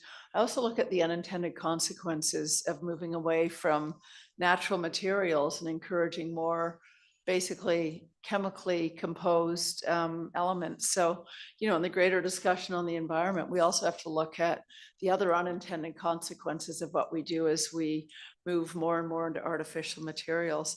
And the only other comment I had was with reference to one of Ms. Hale's comments regarding human-caused fires in the forests. And we currently have and will continue to have a lot of unhoused people in the forests. And I think, to her point about helping to monitor the human risks, I think that's something that is going to really require, a lot more focus and resources as we go further into the economic crisis and, housing shortage. Thank you. I think at this time, this is the public hearing portion of this discussion, so I'll ask for a motion to close the public hearing. And thank staff very much for your presentation and for all of the thoughtful input from members of our public. If we close the public hearing, then council will have time to consider all of the correspondence we've received and the input this evening, and then we'll have a chance to debate it back in public in the near future. Councillor Thompson. Thank you.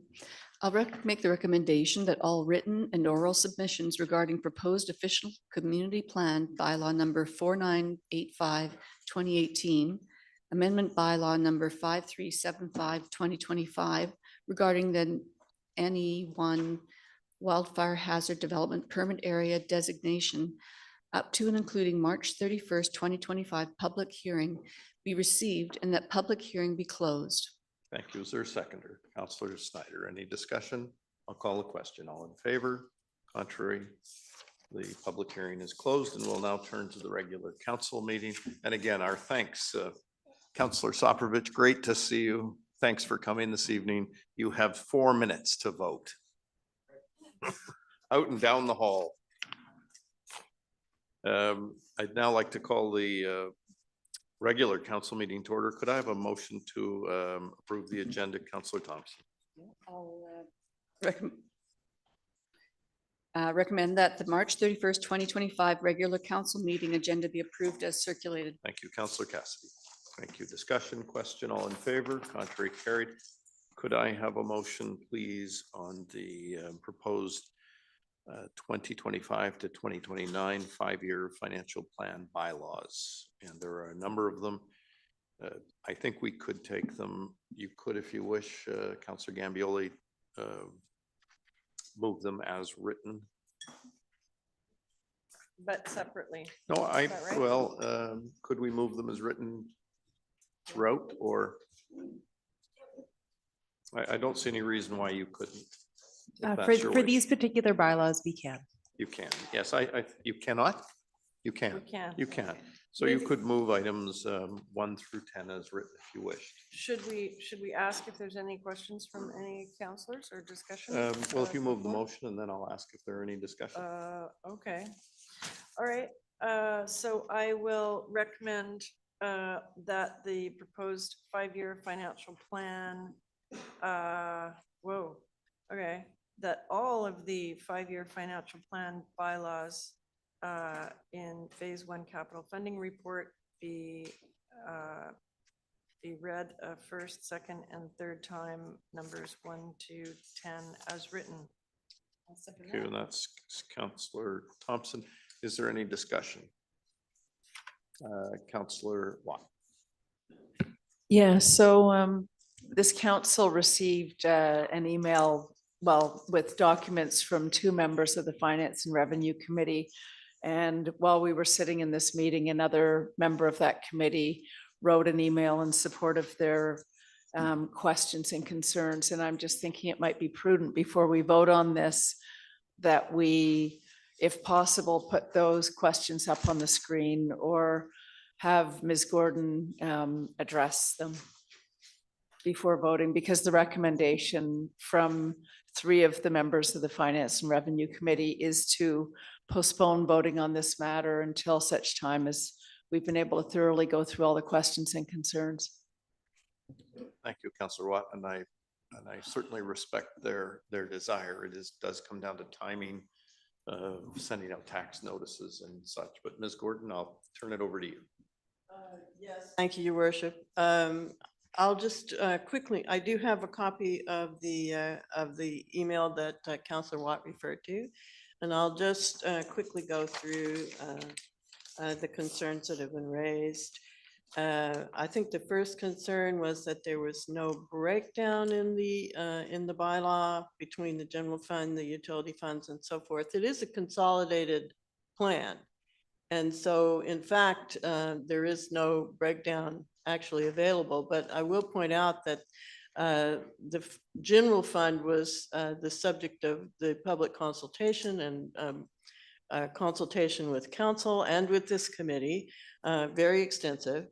And the utilities, which is the other part of the budget, was actually considered at some length in the fall when all of the various utility rate discussions were brought forward. So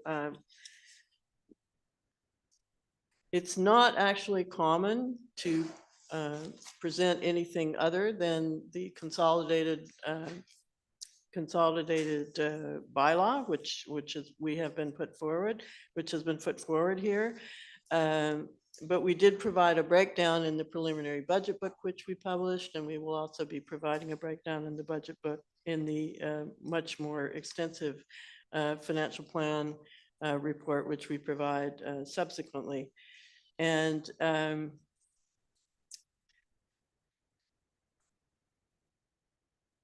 which is really a part answer to also the second point that's raised. The point being raised here is that without a breakdown, it's too late for informed decision-making, but informed decision-making was done by council when they put forward the tax rate increase, which was supported at 2% and 1% for the asset levy. And there's really no, and for the utilities, when the utilities rates were considered and supported, there's really no other decision to be made about the financial plan. I think it's important to know that the balance after 2025 is only a plan, which can be amended at any time. It's only a projection, and it doesn't commit council or the community to anything. It's really more in the it's more there to provide a kind of cautionary note about where the district may be going. And in particular, I'm sure council recall and the community recalls, the tax rate was lowered to 2% by using savings. And so there are some comments here about why the tax rate in 2026 is projected to be rather high. And that is the result of the fact that there will not be savings to buy down the tax rate again. However, it's certainly staff's intention, and I know it's council's intention, and the committee's intention as well, to go over the 2026 budget as carefully as possible, looking for savings and also additional revenues. So I don't think anyone should light their hair on fire over any of the numbers that go beyond there this won't year. be, it's quite clear. And certainly I would never forecast that, in fact, when the 2026 tax rate is brought forward, it will be as high as is shown here. But I do want to remind everyone that, in fact, we did use a savings to bring down this year's tax rate. And so we will maybe challenged to do a similar kind of thing again. There's a question about I'm on question 3 now, 2025 general taxation revenue. Why is there a discrepancy in the 2025 budgeted general taxation revenue of $500,000? That is the ADBIA levy, yes, which has been included in there. And then there's a small amount for grants in lieu, which are the amounts which come from the federal government. And it's important to recognize the ADBIA as a flow through. All of us who own commercial property in Ambleside or Dundera pay that, not the general taxpayer. Absolutely, Your Worship. So let me see now. I have mentioned the projected property tax increase for 2026, which is the substance of question 4. Disclosure of projected property tax increases. There's some calculations here, which are actually not the same calculations as we would come up with, but it is true that the operating levy for 2026 is projected to be higher than the 2%, which is for this year. We've also projected an asset levy of 2% because we're still hoping to fill the deferred maintenance gap, if you will, which is becoming more and more challenging as we find that costs of the equipment and the infrastructure and the facilities that we're trying to maintain, all of those costs are being affected by international issues right now, which we're finding it very difficult to predict, but we're doing our best. The budget stabilization transfer is asked about in question 6. Why is this not shown as, why is it shown as additional revenue rather than a reduction in expenses? Well, it's actually a source of funds. That is why it's shown as revenue. As a source of funds, it is what we are using to reduce the tax rate increase. Yes. So it's not a reduction of expenditures. In fact, I want to make it very clear, expenditures were not able to be reduced any further than we did. So what we're using basically is an additional source of funds so that we do not have to levy taxes in order to meet those expenditures. Move on here. No disclosure of key assumptions used in the projections. Well, the major key assumption that is built into the projections has to do with potential salary increases, but we would not be disclosing our assumptions publicly because those salary contracts are not yet negotiated. So in order to protect our position in negotiation, we certainly have to provide funding, but we would not be disclosing the assumptions behind that publicly. We can certainly disclose it in camera to council. Public safety costs, there's a comment that the costs are expected to increase by over 5%, more than other department costs.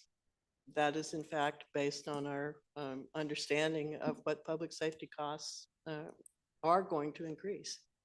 And in particular, again, this has mostly to do with remuneration for people working in the area. Capital works in process. We do include all of the 2024 capital funded projects, which are not completed yet.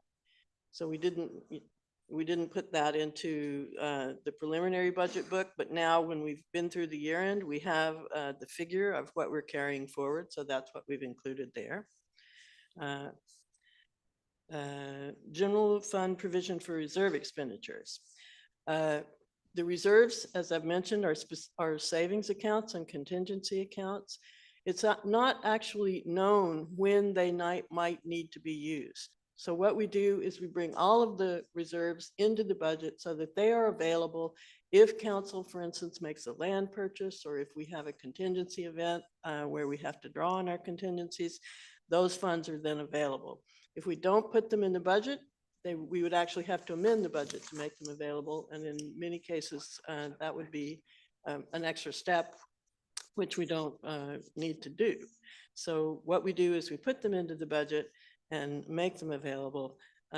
Unless council passes a motion to use them, they're not used.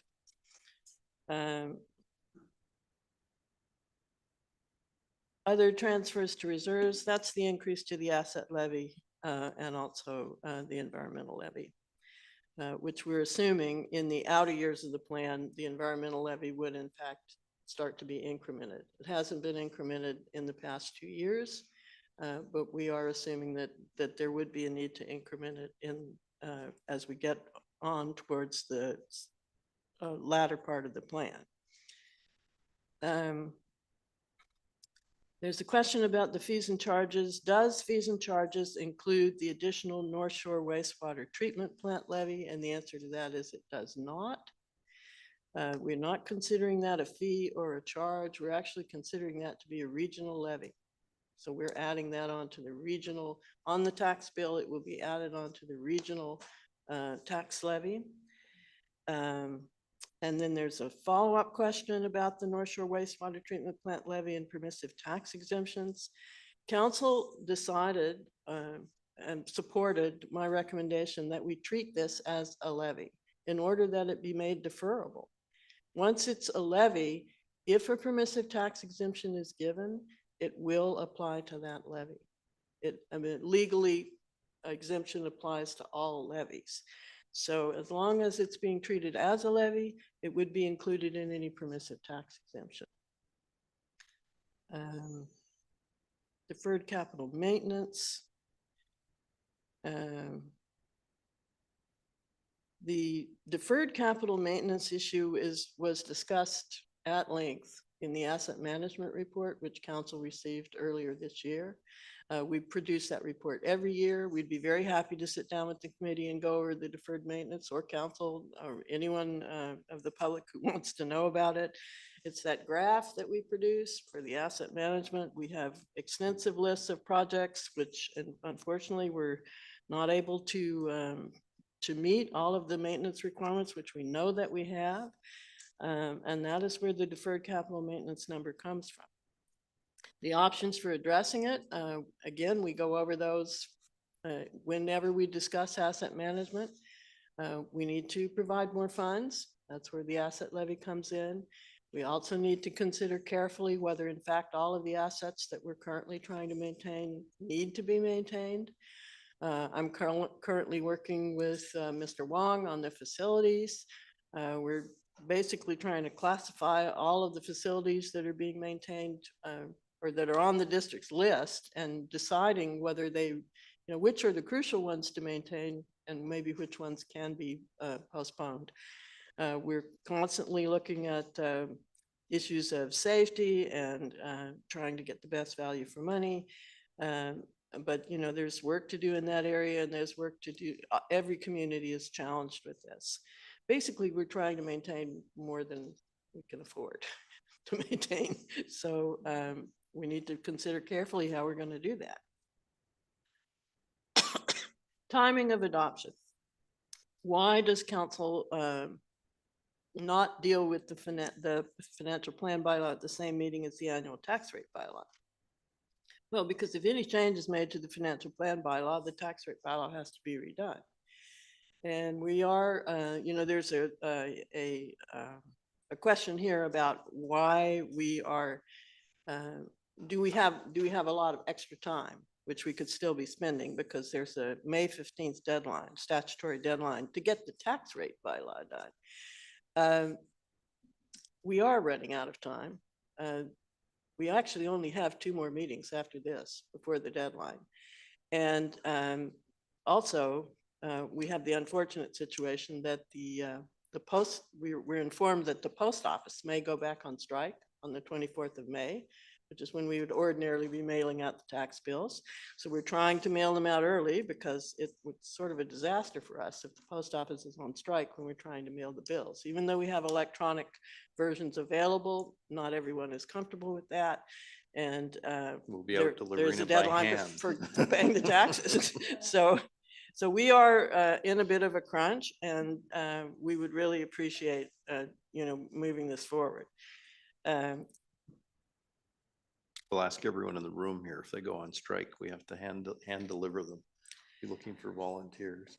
Yeah, I'm really not sure how we would actually do that. I know, I'm kidding. Yeah. Public consultation. There was a fairly extensive public consultation. It was focused on this year and this year's tax rate increase. That's typical. All municipalities do that. There's not a lot of consultation about the projection, because there's not a lot of decisions to be made about the projection.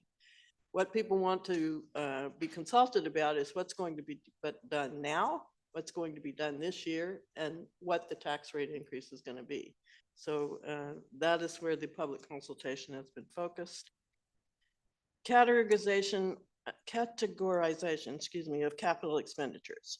Why are the capital expenditures categorized by asset preservation, health and safety, innovation, regular asset maintenance, and strategic investment, rather than by department? Well, categorization by department would align with accountability, as it says here. And we do, in fact, in our quarterly reports, show the projects by department, where the accountability comes in. But in terms of making decisions, and as I mentioned, we do not have the funds that we need to do everything. So we have categorized the various, we've tried to actually categorize the capital projects as submitted based on these kinds of criteria, which will help us to know how to allocate the funds. So health and safety being a priority, asset preservation is a priority, asset maintenance is a priority. And then when we sort of are getting further down the list, anything that's been classified as innovation may not get funded because we have to preserve what we have before we do anything new. Strategic investment, similar type of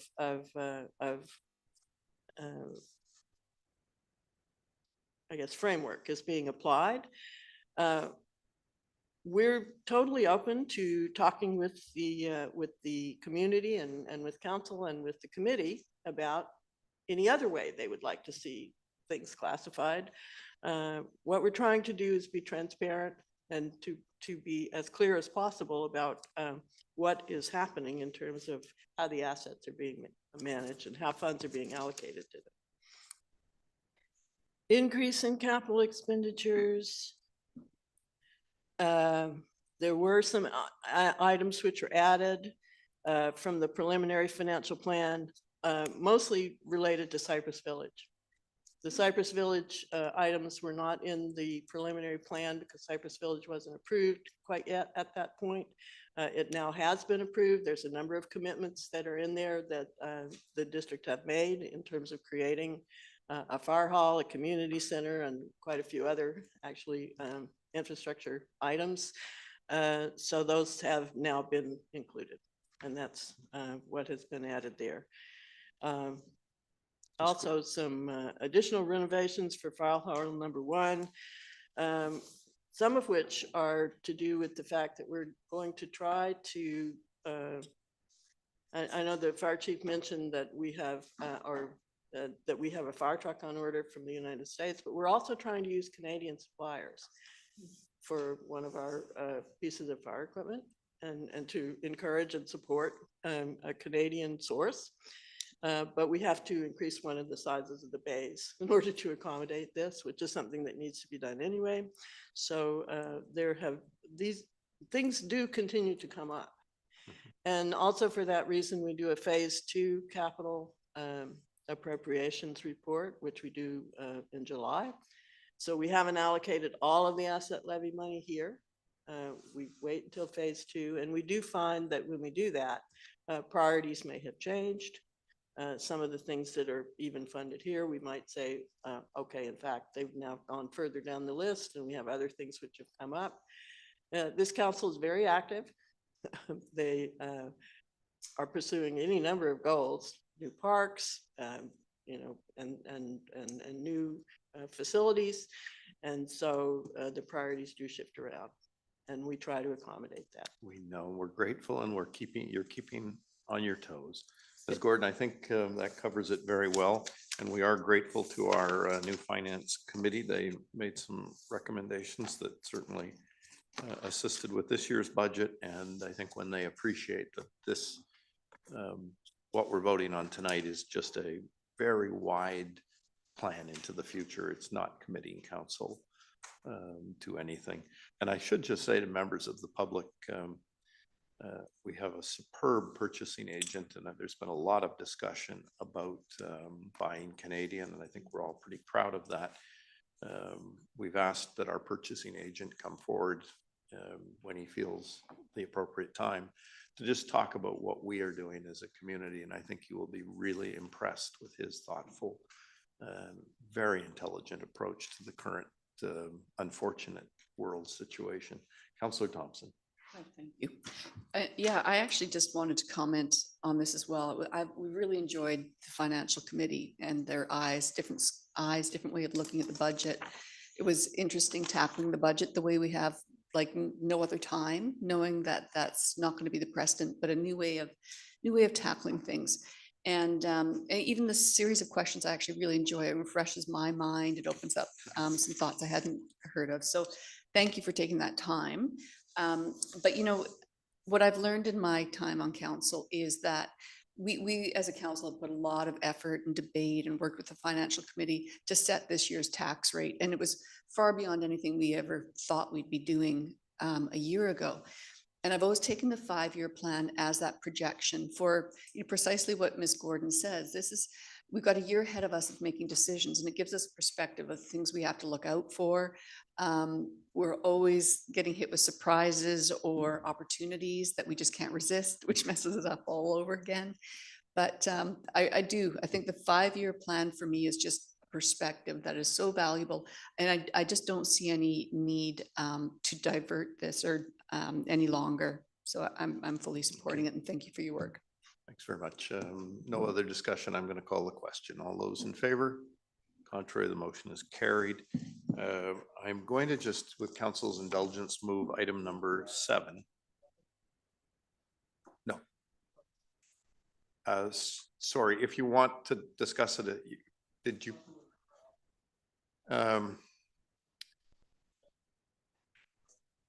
Yeah. Were you signed up on the list on that? What is he? There are no names on the speakers list, Oh, Mayor. sorry, no, there was no names on the list. Sorry. But if you want to ask at the end, you're welcome to do that. Yeah. I'm with council's indulgence, just because Councillor Watt must depart early. She's asked that item number 7 be brought forward. Could we have a presentation on item 7? Ms. McGuire, Mr. Bailey. And Ms. Gordon, thank you very much for all of that.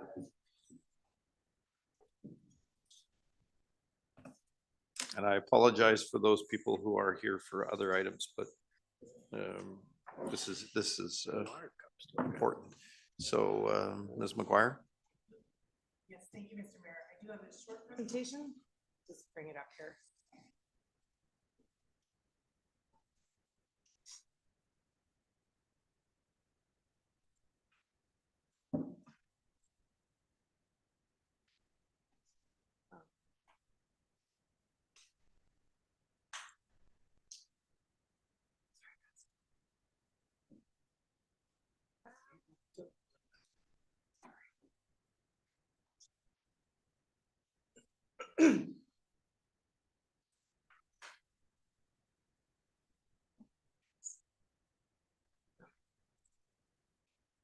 Thank you. Thank you.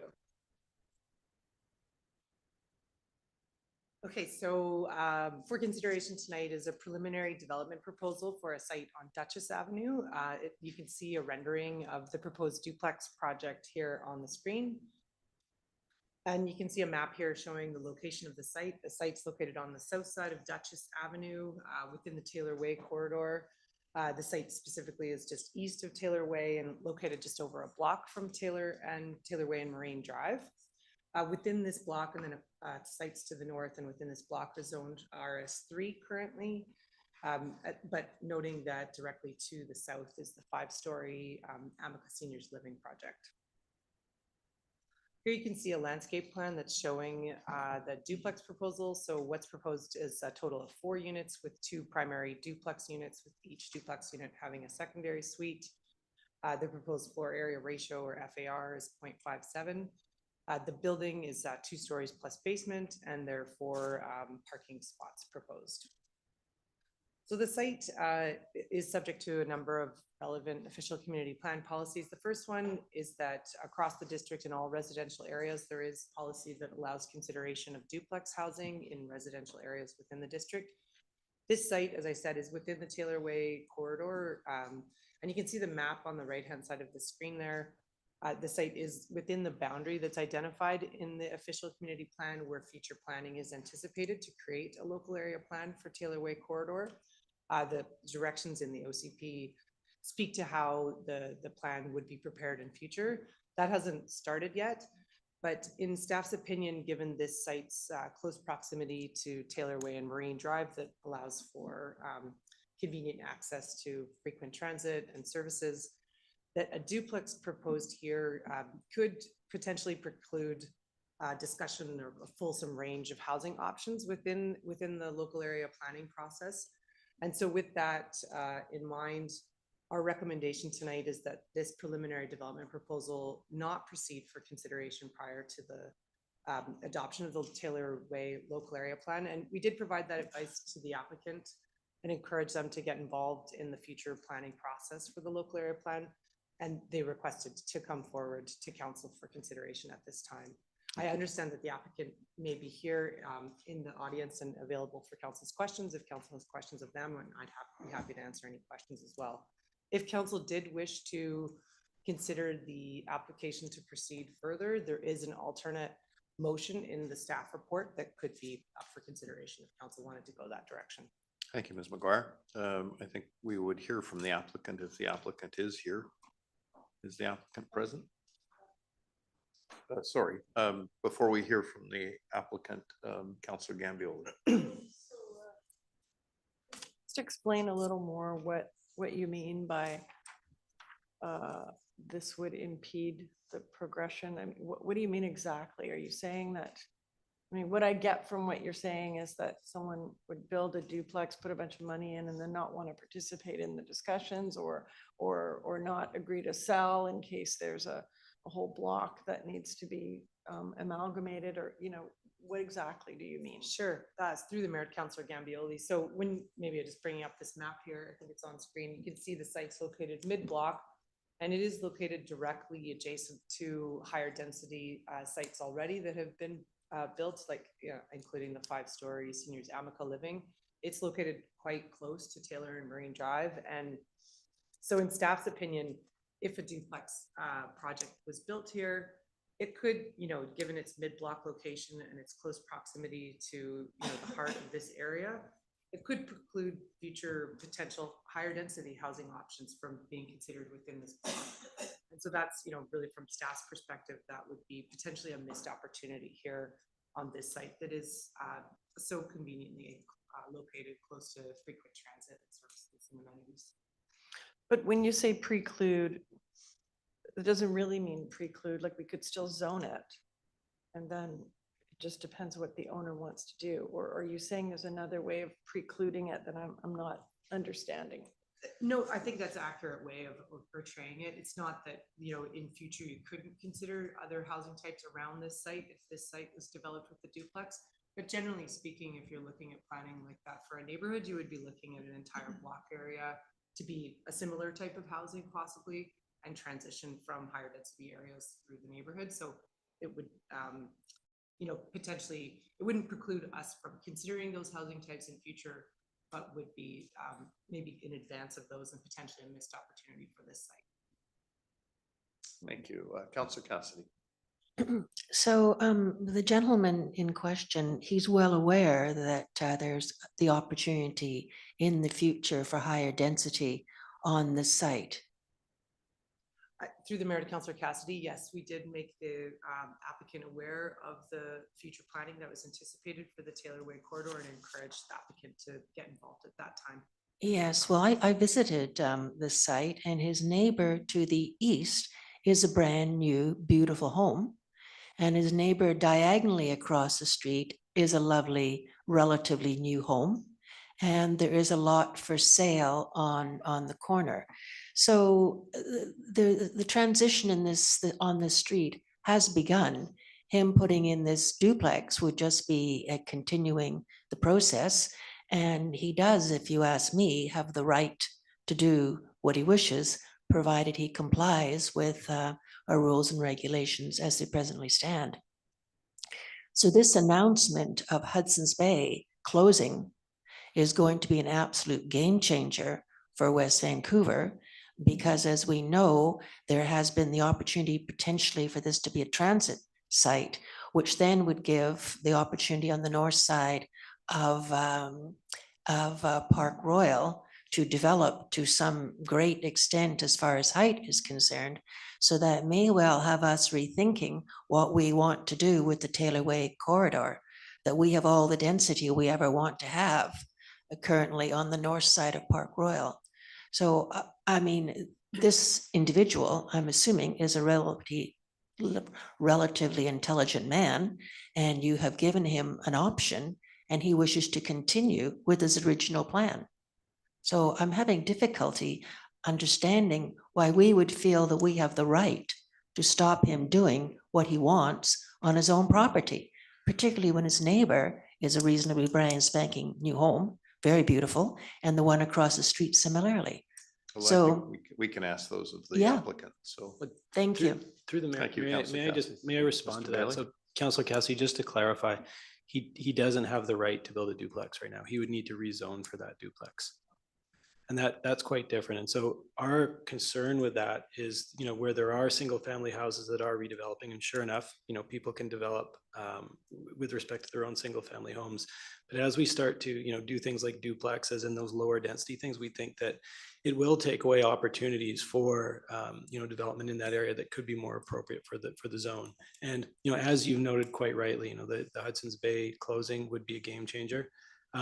We're fully expecting, and this is public, the province of British Columbia has indicated that the letter is on our webpage. You know, they've said, look, we're looking at a transit oriented area in this zone.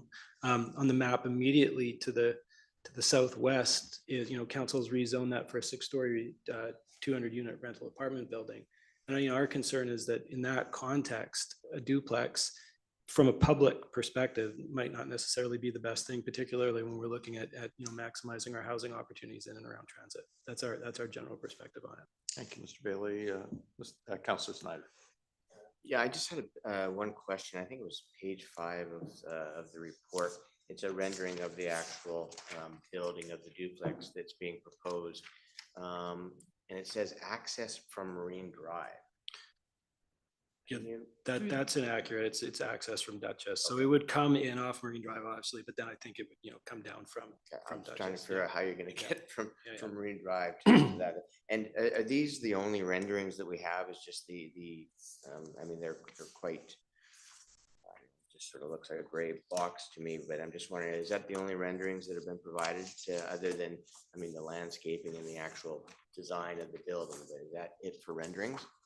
Through the mayor to Councillor Snyder, there is a development package attached to the staff report that does provide additional renderings and some additional plans attached to the staff report, the architectural plans. Yeah. The renderings are the same though, they're just from different perspectives. Right, different okay. viewpoints. I don't think they're fully developed, probably because the applicant is concerned about expending money, not knowing which way they're gonna go, so. Fair enough, yeah. Councillor Watt.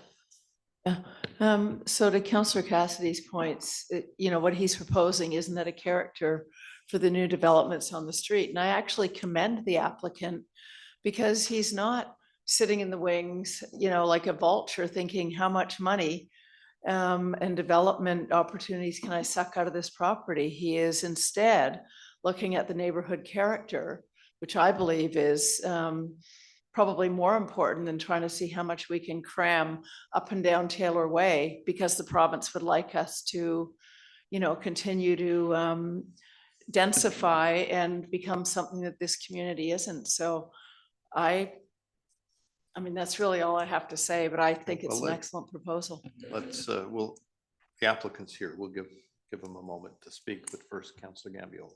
One more question. What kind of timeline have you suggested to the applicant relating to the local area plan possibilities? Through the mayor to Councillor Gambioli, I mean, I think the timeline for the local area plan largely depends on, quite frankly, what the province says. If the province, we're expecting to hear from the province in the next month or so with regards to, you know, what they would like to do in and around Taylor Way. I think, you know, following that announcement in any direction that we would get from the province, we would, you know, be likely kicking off the Taylor Way plan within the next few months. And it's, you know, I'd say a 12 to 18 month process. Did you say 12 to 18 months? Yes. Yeah, but for us, more like 18 to 24. I mean, I think that I do want to speak to that. I think that it would largely be likely be a quicker process if the province prescribed a floor area ratio, which they have in some other areas. So we're not necessarily going to be arguing about the scale of development, and we might be, having, sort of much more focused conversations on what the buildings look like and where they go, as opposed to, the big picture for Taylor Way. Got it. Thank Okay, you. thank you. Thank you, Ms. McGuire. We could ask the applicant if you would like to, sir, thank you for joining us this evening. Would you like to speak to your matter here? Hi, everybody. I chose this parcel of land because it's very close to Park Royal Shopping Center and transit. The Duchess Avenue is very old. Most of the plots are from 1944. For example, there is another parcel of land in front of me, 675, also for sale. By the Taylor Way also is another parcel of land, is 1946. I want to say this 15 plots here in this avenue are undeveloped. I decided instead of to have 7,000 square feet in one, because in 5 years ago, I developed another property in St. James, 7,000. It was 8 months in the market, because nowadays, I think people need less space than before, and it is selling or building 3,500 every resident is more affordable, and most of people in West Vancouver are empty nested like myself. Maybe one of them, this plots I built for myself. I am living upper Chippendale, and I am tired every day for every small item come to the shopping center and go. I want to be close here and walking, enjoy the Ambleside. This is the downtown of West Vancouver, this area, and very soon it develops with high density. I can't wait if you oppose my proposal. I wait to go. I don't build single family because it's very hard. You can see how long properties with high volume hard to sell. This is the reason. Only 2 property developed in this avenue. It is on the east side, 2017, and the west side, 1997. All of the rest is all old. This is the reason I want to bring it up. And the design I brought is preliminary. As Mayor said, I didn't want to spend money and then you reject and then I go back to the single family. That's the reason it's preliminary. There is no detail there. It's just a concept. Very, very concept. That's it. This is whatever.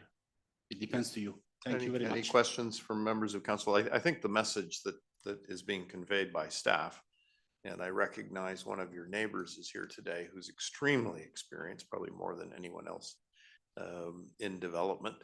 The thought is if you got together with your neighbors, you might be able to put together something other than this, but that's your decision. That's not Sorry ours. about that, because both sides of my property are new, almost new, 8 years, and for example, 28, maybe, yes. I bought this parcel in line with the government. Government said close to the shopping center, close the transit. This is whatever I decided to have it something to bring that one. Yes. This is the reason. We've got it, sir. Okay, thank you very much. Thank you. I think members of council, I sense there is a willingness to consider his application. And Ms. McGuire, could you put up the other recommended motion that might permit that to occur? So the alternate motion is in the last page of the staff report. I'm not sure if Ms. Dallas Is there could some way you pull it could up. just bring it up on screen? We don't have it on the blue sheets. I don't have my actual report here electronically.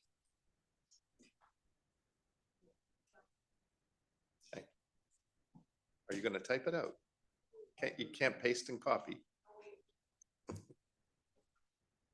Mr. Mayor, I could read the considered option if that's Yeah, okay. that's fine. Okay, so the considered option at the end of the report is that preliminary development proposal outlined within the report titled Preliminary Development Proposal for 660 Duchess Avenue dated February 25th, 2025, from the planning technician, proceed for consideration prior to the adoption of the Taylor Way local area plan. That's moved. Is there a seconder? Seconded. Any discussion? Councillor Cassidy is moving it. Councillor Watt is seconding that. Any discussion? I'll call a question. All in favor? Contrary, the motion's carried. So Councillor Gambioli, contrary. Sir, so you can proceed with your application. And Councillor Watt, thank you for staying as you have tonight. Yes, understandable. Okay, we'll go back now, and we really thank the members of our Environment Committee who have waited so very patiently.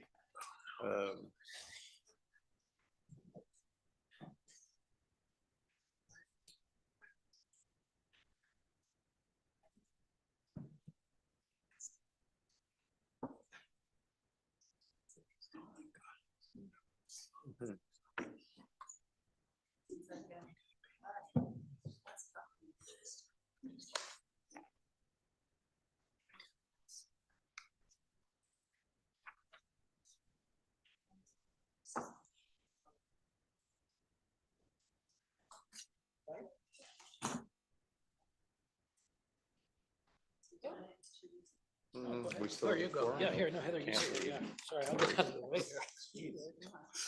Nope. Okay. Musical chairs. There we are. Thank you very much, both of you, for your incredible patience. I'm sorry that I wish we could have organized it better so you wouldn't give up your evening, but thank you so much. It's fine. I want to thank Mayor and Council for letting us come here this evening to present our work plan for 2025. I'm here with, my name is Lyndon Hansen. I'm the chairperson on the Environment Committee. I'm here with Claudia Van Venderdoorn.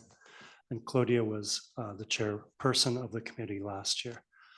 I'm going to look after the plan for 2025, and Claudia is going to recap the actions over 2024.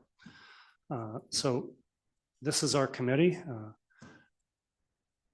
It compromises youth, experience, and perspective. Oh, everyone looks young. Come on. Thank you very much. Our council representative is Councillor Lambert, and Heather Keith is our staff representative. And he does apologize. He is out of town today. Wishes he could be here. Thank you. So simply, the intent of the committee is to collaborate to plan for future projects and programming within the district, explore additional engagement with local schools and community groups on conservation initiatives, and try to get students involved in environmental initiatives that we're trying to promote and work on, to amplify information to residents of the community on pathways to participate in lowering their carbon footprint and conserving nature in the community, and to review and advise on proposed policies and programs presented by staff related to the environment and climate targets and goals. Sort of three pillars that we're working through here: meet GHG reduction targets, adapt to climate change, and protect the community's natural assets. And I think we've heard tonight with the discussion around wildfire protection, how passionate the people in the community are about protecting these assets. And we're here to provide support to the staff of West Van, yourselves as council, and to listen and understand to what the community needs. And with that, Claudia can take over our 2024. Thank you, Mr. Hansen. Thank you. So looking back to 2024, it has been a very busy year. And as a newly established committee, our primary focus last year was really to immerse ourselves in the various environmental themes and concerns pertinent to our community. So this approach really involved engaging with staff and departments to gain a comprehensive understanding of the environmental landscape that we wanted to address. And a big thank you to Heather, who really supported us super well and really helped us lay the foundation of this newly created committee. So the first pillar, the greenhouse gas emission reductions, that was really a key area of our attention last year. We reviewed the greenhouse gas emissions inventory, and we looked at and discussed impactful measures and actions.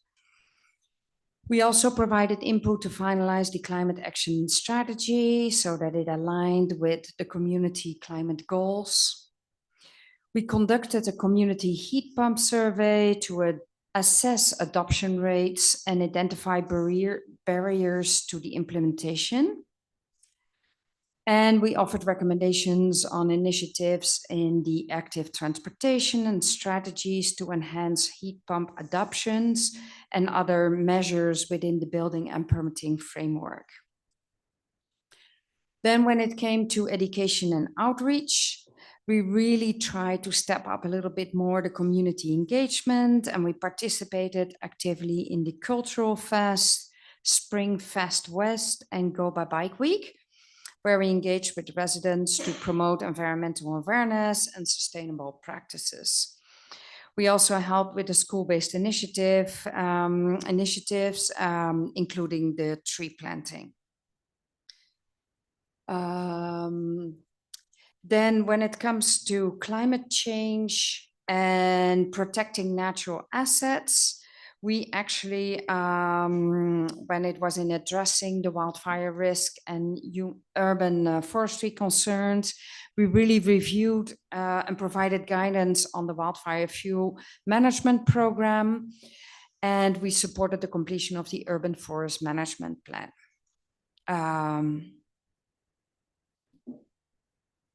So again, we did, on these topics, we did some outreach and education at the events. This all led actually to several recommendations to the council, which included in April 9th, the Eagle Lake Wildfire Fuel Management Program. And we provided recommendations to council. A lot of it, what we heard also this evening, discussions about wildfire. Then in May, we provided a recommendation around active transportation. In October 8th, we provided a recommendation and review of the climate action strategy that was subsequently adopted by council on December 16th. Then in November 5th, we basically provided a recommendation about enhancing sustainability in the building and permitting department. And that was referred to staff for further investigation. And same November 5th, we provided a recommendation about heat pump adoption and low carbon energy systems, also directed to staff for further analysis.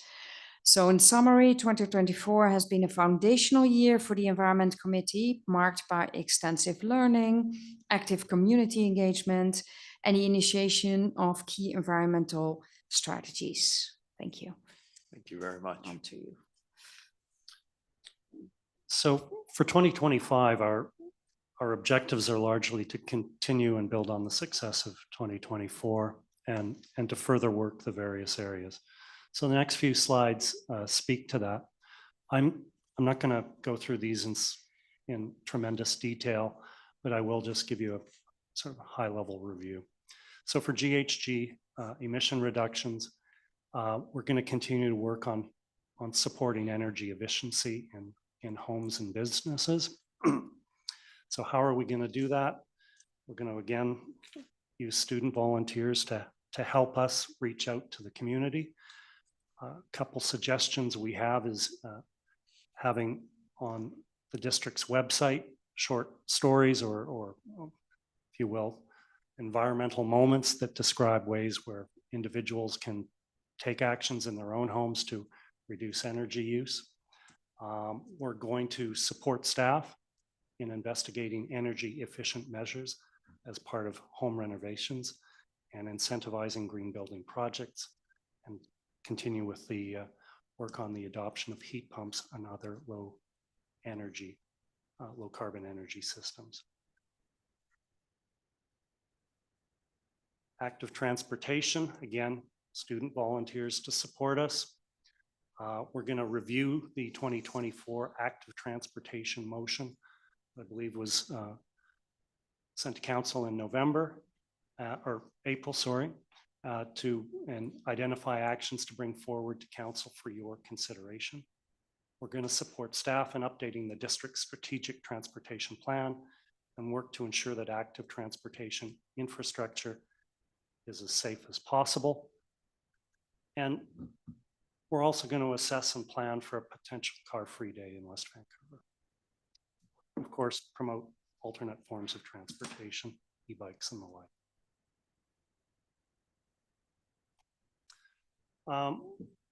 With regard to wildfire risk, we're going to support staff through review of updated community wildfire protection plan, and as directed by staff or yourselves, support assessment of wildfire early detection methods. Urban forests, continue to educate the public on importance of trees and tree protection and maintenance, support staff in the review of the tree bylaw amendments and urban forest management plan action implementation, and support the yard tree planting program. Assist in developing communications to promote the program, develop a list of youth volunteers to support us, and have the Environment Committee have a presence at various events such as And I this. sincerely hope that you will be involved in helping us determine how we will spend the new federal money on tree planting. Certainly will. And then finally, to provide support to council on any emerging environment initiatives. I just as added one there. There we have it. Thank you very much. Thank you. Are there any questions of members of council? I'd just like to say we're very grateful for your thoughts, your input, your guidance. It is sincerely appreciated. Given the hour, Councillor Cassidy, could I ask for a motion to receive and thank our committee members? Yes. All right. I recommended the Environment Committee 2025 Annual Work Plan attached as Appendix A to the March 12, 2025 report from the Senior Manager of Climate Action and Environment be approved. Thank you, Councillor Thompson. Thank you. Any discussion? I'll call the question. All in favor? Contrary carried. Thank you so much. Thank you for your Thank you very patience much. in joining us this evening. Okay, now on to something else equally as exciting.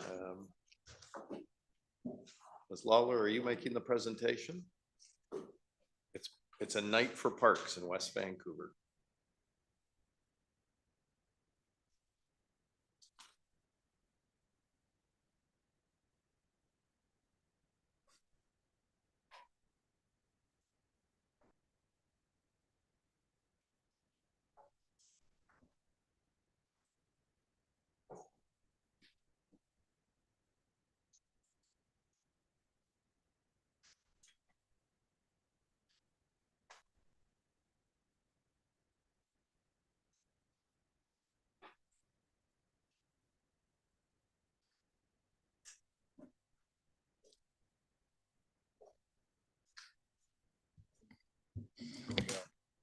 Thank you.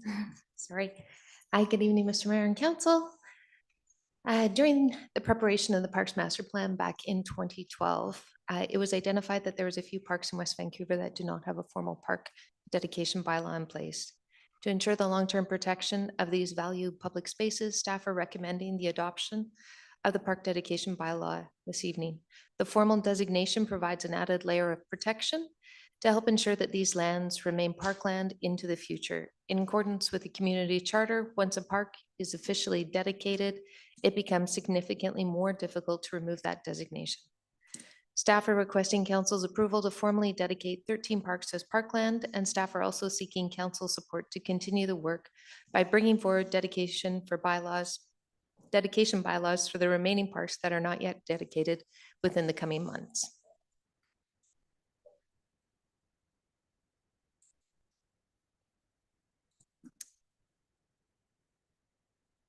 go. On the screen, you can see these are the 13 parks that we are recommending for dedication this evening. Altamont, Ambleside Waterfront Park Additional Lot, Bembo Park, Brisbane Waterfront Park, Burley Drive Park, Cross Creek Park, Douglas Street Court Park, Dunderave Park portions, Kluchman Park, Larson Bay Park, Nelson Canyon Park portions, Rabbit Lane Park, and Tall Trees Park.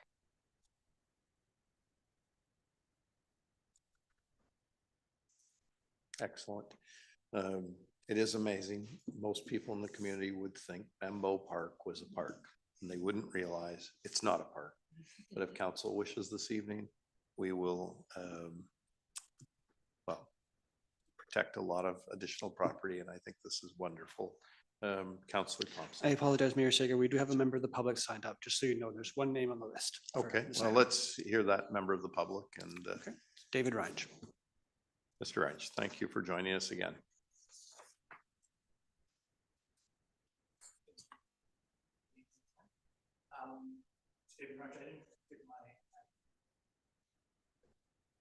Thank you.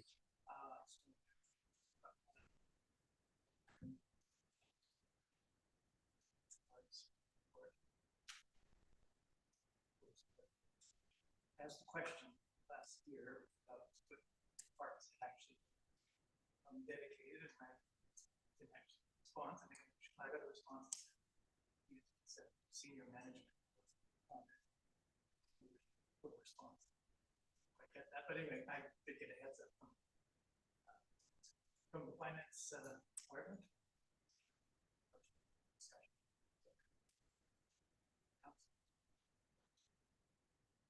Stuff, and I'm kind of a little bit confused about sort of the segmenting of it happens during some of the like some of the parks are kind of segmented into various pieces. I think when they're being Well, this is really just to make sure that in Okay. some cases, we've got a park and, Okay. and yet there's a lot next to it. Okay.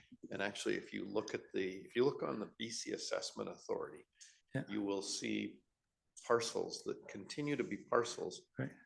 But everybody around would assume it's a park. So what Okay. we're doing is we're just ensuring so that when people think they're parks, they are parks. Okay. And this is going to hopefully eliminate any confusion in the future and also Okay. preserve those areas that we believe Okay. deserve to be preserved. Okay. So, and I look forward to the next batch of park We're gonna keep dedications. working on it. Okay. And I trust you're joining us next Monday. for Dedication of I'll see if I can make 277 it. Yeah, acres. I'll see if I can make it. But yeah, I'll. Be nice we've to got- see you there. Okay, great. Councillor Thompson. Thank you very much. Thank you. Yeah, I agree with you. This is really great. Because with all the pressure on our lands to develop and that, we want to make sure that we keep these little parcels of land. And I find these neighborhood parks are really valued by the street or people who can walk there. And it's just a part of people's everyday life. So I'm thrilled to support this. I think Councillor Councillor Castle. I actually had a question. Is that okay? Yeah, of course. So, please. getting permission, yes, thank you. So these parks are currently being maintained by our Parks Department? They are. All right, so we're just making everything completely official. Thank you. No, this is just protecting what we prize and cherish today into the future. So I think I commend staff for bringing this forward, and it's wonderful. It's been moved and seconded. I'll call a question. Oh, sorry. No, it hasn't been. Councillor Thompson, could I ask for a motion? Sure. Did you want to? Councillor Snyder. The Larson Bay Park, the foot of Glenville's Drive. Is that the same park where the tennis court used to be? Right below the fifth hole on the golf course there? Through the mayor to Councillor Snyder, yes, it is. I do have some concerns with that park being included in this, because I don't believe that, I mean, I guess the tennis court had been removed, and I was under the impression that there hadn't been any decision yet what was going to be done with that lands, because that's, of course, the district-owned land sort of thing. And whether or not, and I know there's not a lot of access into it. There's a small trail that comes down below the golf course that you can access it from one side. And then the other side is through a neighborhood. I guess it's a dead end street. Well, I guess it's a dead end of Glen Eagles Drive there, and that you could access it through that way, if I'm not mistaken, or I guess from the waterfront as well. So just trying to figure out the actual zoning of it. How far up does it go? Would that go all the way up to the golf course from the waterfront, basically up to the golf course?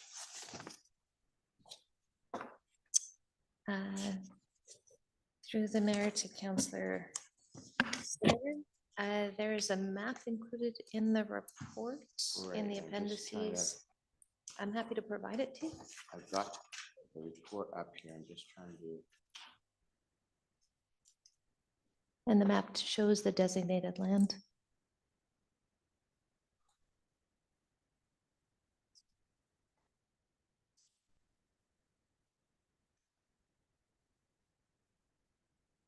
Councillor Snyder, what I'm going to suggest, if there's any concern over any of them, we pull that one. So Because we will be bringing forward a series. I do recall that there are a number of other that are going to be presented at a later date. So I would ask that be pulled just for further consideration moving forward. Can we do that? Sorry. Concerns. Well, because I'm not convinced that that is the best use of that land moving forward for the district. And I just think that it should be visited further before making that decision. We will be bringing forward further park dedications as in the course of the next few months, so. And it very well may be the best use. I just, at this point, not prepared to have it included at this stage. So I'd like to pull it if that's possible. I don't have a concern either way. No, are there any consequences to pulling it and considering for another time? I support that then. And I'll just amend the recommendation then. Mr. Chair, how can we, Pascal, how can we fix this? No, corporate officer's microphone is not working. No, it's dead. So I would recommend that council pass a motion separately to modify the proposed bylaw with whatever changes, pulling whatever park you want to pull. I missed the name of it. And then you proceed to reading it a first, second, and third time. As opposed to just saying we propose park dedication bylaw, less Larson Park, et cetera, et cetera. Larson Bay Park. Larson Bay Park. The name. So that the proposed park dedication bylaw number 5367 be modified by removing Larson Park. Okay, so that, I recommend that. All right. Are you moving that as a friendly amendment? Yes. Is that seconded? I think, well, that's my motion, I Oh, guess. so I'll second motion. your, Yeah. I'll second your friendly amendment. All right, that's moved and seconded. Well, it's his That motion. was just a whole new motion. It's a whole new motion because we actually had moved the Okay. motion. So, I mean, we're moving along and it's fine if members of council want time to reflect further. I don't see that as a problem. May I Councillor just Cassidy. ask, what are, geographically speaking, how would I access this park so I can go down and have a look? Without, I mean, I've seen the map, down Glen Eagles Road? Oh, I think it's absolutely worth members of council going Yeah. and physically seeing any of these that you have any doubts about. Take the time. I would like to have a look because I know one of the beauties of living in some of these neighborhoods is these secluded little locations that you feel are special just to yourselves as opposed to, a very, very public location. So I'll go ahead and agree with this tonight, but I want to have a look at it. As I said, I grew up in this neck of the woods, and I know those who grew up in and around Glen Eagles and White Cliff Park and so forth. They love those little locations, and I'm sure the community still does. Thanks. No, that's fine. Very well.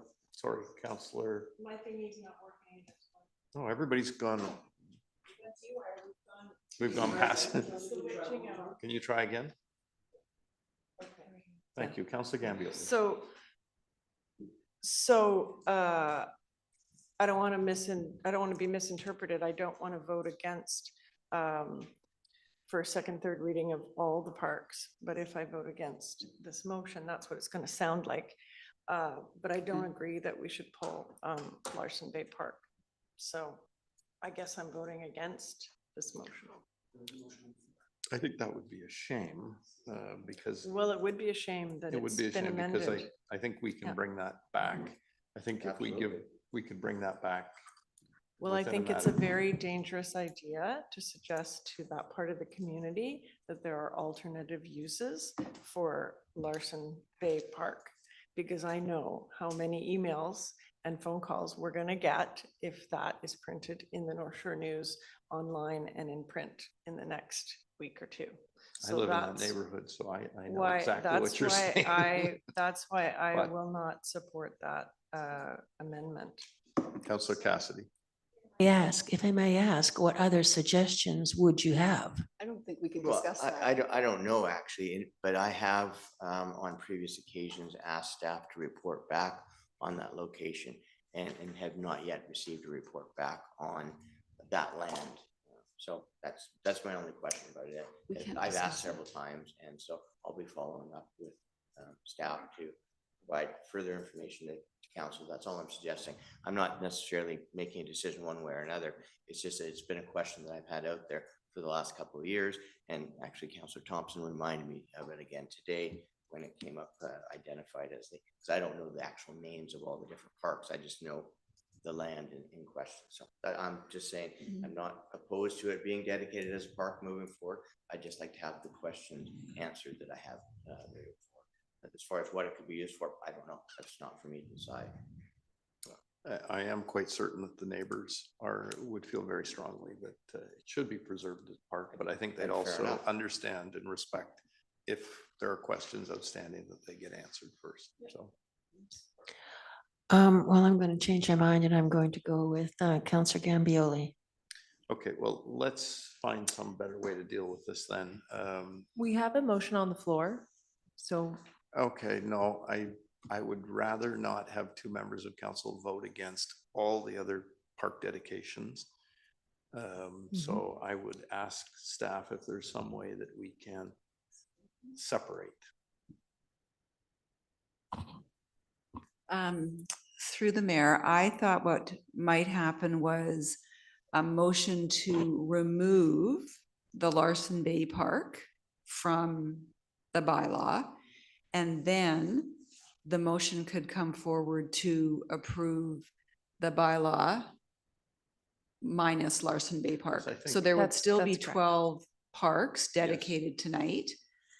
What I'm hearing Councillor Gambioli and Cassidy say, they may not support the motion to remove Larson Bay Park, Yes, I think that. but then everybody. And then we could vote, you could vote against that and then vote against the others because, and quite honestly, I would prefer to vote with Councillors Cassidy and Gambioli, but I also want to respect Councillor Snyder's request for further information. So I would have to vote in favor of removal at this point in time.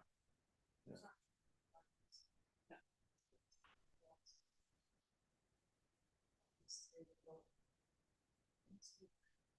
Oh, you know what? We need, does this? that's not, this is for, that would be for adoption. Okay, okay. I like where you're at, though. Yes, okay, thank you for clarifying May I that. read the motion just for clarity for the room, just so we Yes. know where we're at? So that proposed park dedication bylaw number 5367 2025 be modified by removing Larson Bay Park. And that's been moved and seconded. Okay, so we'll call the question on that. All those in favor? Contrary? Councillors Cassidy and Gambioli, the motion is carried.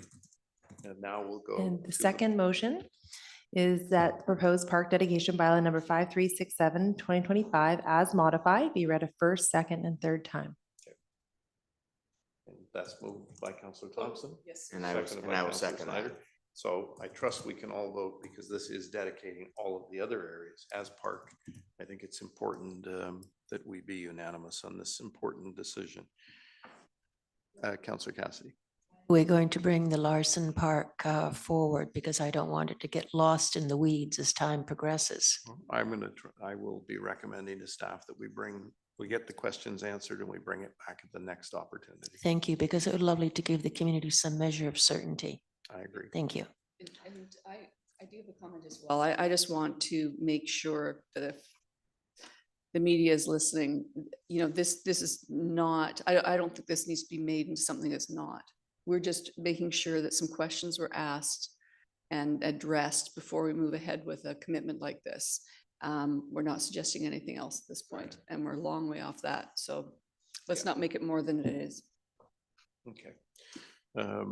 So on this very important protection of a number of areas in our community, I'm going to call the question. All in favor? Motion is carried unanimously. Thank you.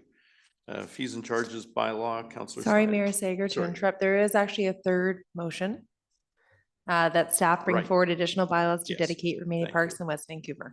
Thank So you, I Councillor Thompson. Recommend that staff bring forward additional bylaws and dedication of remaining parks in West Vancouver. Yes, and that can very much be also including Larson Bay. So I'll call a question on that. All in favor? That's carried unanimously. And now fees and charges bylaw, Councillor Snyder, please. I'd like to propose that the pay parking exemption policy 0198 and pay parking exemptions procedures 0199 be approved. Thank you. Is there a seconder? Thank you, Councillor Snyder. And I'd like to recommend, do we need to vote separately on that? Yes, we need to. Yeah. we Oh, need to vote you for it. moved need to them vote. both at the same time? No, they're separate. Yeah, no, so could you move the second motion? No, we're being told that we need to vote now before.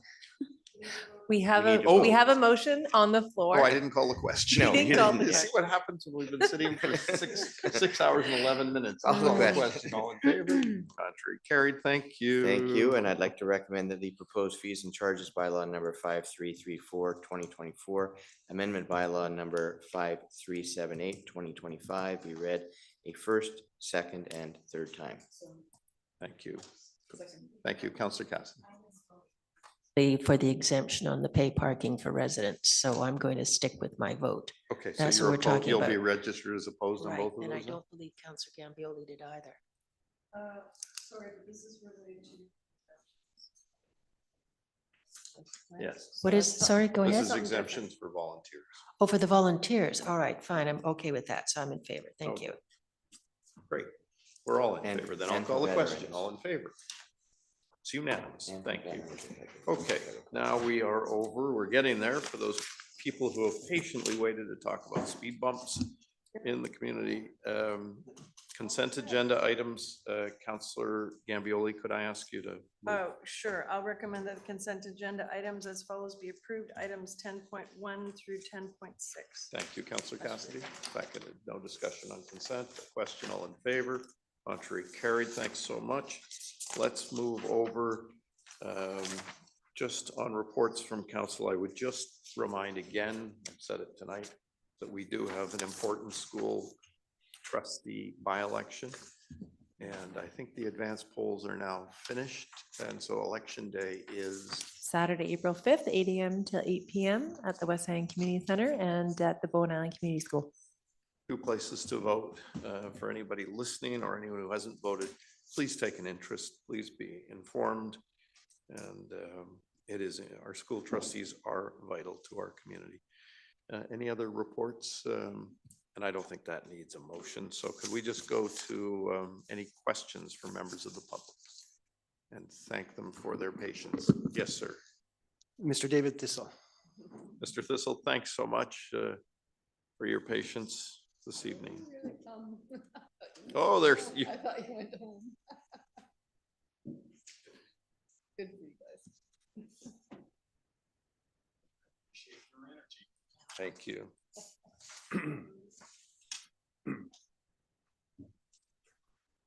In the interest of keeping things a little bit briefer, we've lost a few speakers, so there'll be, I think, 3 of us speaking, 4. Good evening, Mayor and Council. My name is David Thistle, and I live at 885 13th Street. I've been a resident in West Vancouver for over 35 years. Thank you for allowing us to address the traffic issues on 13th Street in Ambleside. We have voiced our concerns about increased traffic on 13th Street for over 3 years. A group of residents now organized as the Concerned Ambleside Residents for Traffic Safety has gathered a petition with over 90 signatures, including support from the DPAC members. We unanimously advocate for establishing a designated 30-kilometer zone on 13th Street as the initial measure to reduce commuter shortcutting and deter speeding. Historically, 13th Street has been a quiet road. However, in recent years, it has experienced unprecedented traffic volume. The surge is unpredictable, often during weekday commutes from Marine Drive and on weekends due to travelers returning from Whistler or ferry terminals. Many drivers use 13th Street to bypass traffic signals on Marine Drive, as you know, while others divert from 15th Street to avoid the congestion there, utilizing 13th Street to reconnect with Marine Drive. Information from friends and neighbors confirms this behavior. We believe that the engineering staff have overlooked the volume issue on 13th Street, despite identifying the road as 3 blocks without infrastructure. Compounding the safety concerns, the engineering department has noted that north of Inglewood Avenue on 13th Street is currently lacking any pedestrian infrastructure, but the area is listed as a high priority for new sidewalk installation. Yet no action has been taken. This inaction leaves pedestrians vulnerable, especially on 13th Street, which provides access to Chatwin Park and Ridgeview. Increasingly, interactions between local residents, school kids, and commuter traffic. Simply put, with the increased volume, a 50-kilometer zone along 13th Street is too fast. This has become a faster preferred route for traffic compared to the congestion on Marine Drive, 15th Street, and the designated 30-kilometer zone on Fulton Avenue. Additionally, GPS navigation often reroutes traffic through 13th Street at 50 kilometers per hour during peak congestion times. There is precedent for designated 30-kilometer speed zones in Ambleside on both collector and local streets, such as Fulton Avenue and Kings Avenue and Bellevue Avenue. Without any measures, 13th Street risks have become the de facto collector roadway for commuters and non-residents. It's unsafe. Our request tonight is for the mayor and council to support a motion to establish a designated 30-kilometer zone on 13th Street as the first step towards creating a safer street in Ambleside. We've prepared a draft motion. We have local maps, photos, and petitions available, and additional speakers to elaborate on the issue. So thanks so much. Can I just ask, and as somebody who does use 13th Street, I agree with your observations. The one thing I've noticed, if you've ever had the opportunity to go to San Francisco, where they have a lot of busy streets, they put stop signs, 4-way stops at every single street. And I find that to be a remarkably effective way to slow people down. Has your group considered that as an option? We could. We're trying to make it easier, cost effective. We recognize that the speed differences are marginal by just imposing a 30K zone. We've seen a variety of different ideas. I understand, what's happened in another US city, and I think that would work just fine. I think it also is an opportunity to, use different signage that is in North Vancouver and Vancouver that I've shown the engineering department, which is shown to be highly effective. I mean, I understand it deviates from what West Vancouver's used. Can you give us an example? They have a green sign that says traffic safety zone. So it's got 30 kilometers. and then it's got a sign below that. So it does grab your attention as opposed to driving by, right? We were in New Zealand, we saw on the street, painted. New Zealand has incredible compliance with their speeds. I haven't seen it like that anywhere. We're there a month. We were there last year as well for a month. Incredibly successful. Councillor Cassidy.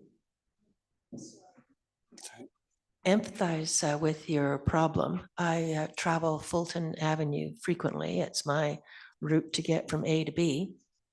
And they will stop at 14th at the stop signs.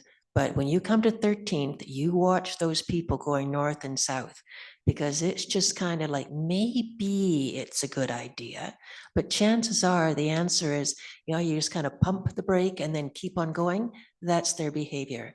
So I don't necessarily know if we put in stop signs, if that actually would do anything, or whether it's speed bumps, but there is a definite problem there. I am not kidding. At 13th and Fulton, I'm assuming obviously the bottom of it, you've got Hollyburn School. So I'm assuming they slow down going that way. So whether we try, whether it's speed bumps or whatever, but it has to be remedied, because you're going right up obviously by Ridgeview School. And of course, you're getting all the West Van High traffic probably coming down Mathers, down your street as well. The one section on 13th Street above between Inglewood and Fulton is a bottleneck. It's dark, has no sidewalk. It's dangerous. You'll hear from possibly some other people. Yes, so your point is very well taken. Thank you. Thank you, Councillor Thompson. I was just curious, the three speakers that you lost, are they residents of 13th and clearly here to support your concerns? There has been no one that has posed it. Okay. So, so yes. The yes. three that we left are on 13th, okay. Yes. I know staff has responded, and I was just trying to find it. It doesn't seem to be a solution they're willing to pursue. No. So that's why we're here. We're hoping, we're trying to make it easy for council to do the right thing as a first step. I think we should hear other speakers. I think you've got some real sympathy at this table. So the question is, how do we move it forward? But we do want an opportunity for the other speakers to. The problem is there's no enforcement. Well, So absolutely no enforcement. So I believe Fulton, I mean, I only, go down it 5 times a day, but I believe it's 30 kilometers an hour. There's no enforcement. So, we can put up all the signs we like, but somebody has to be enforcing it. And so, they're not going to be listening to a stop sign. They might be listening to the clank of the bottom of their car going over a speed bump.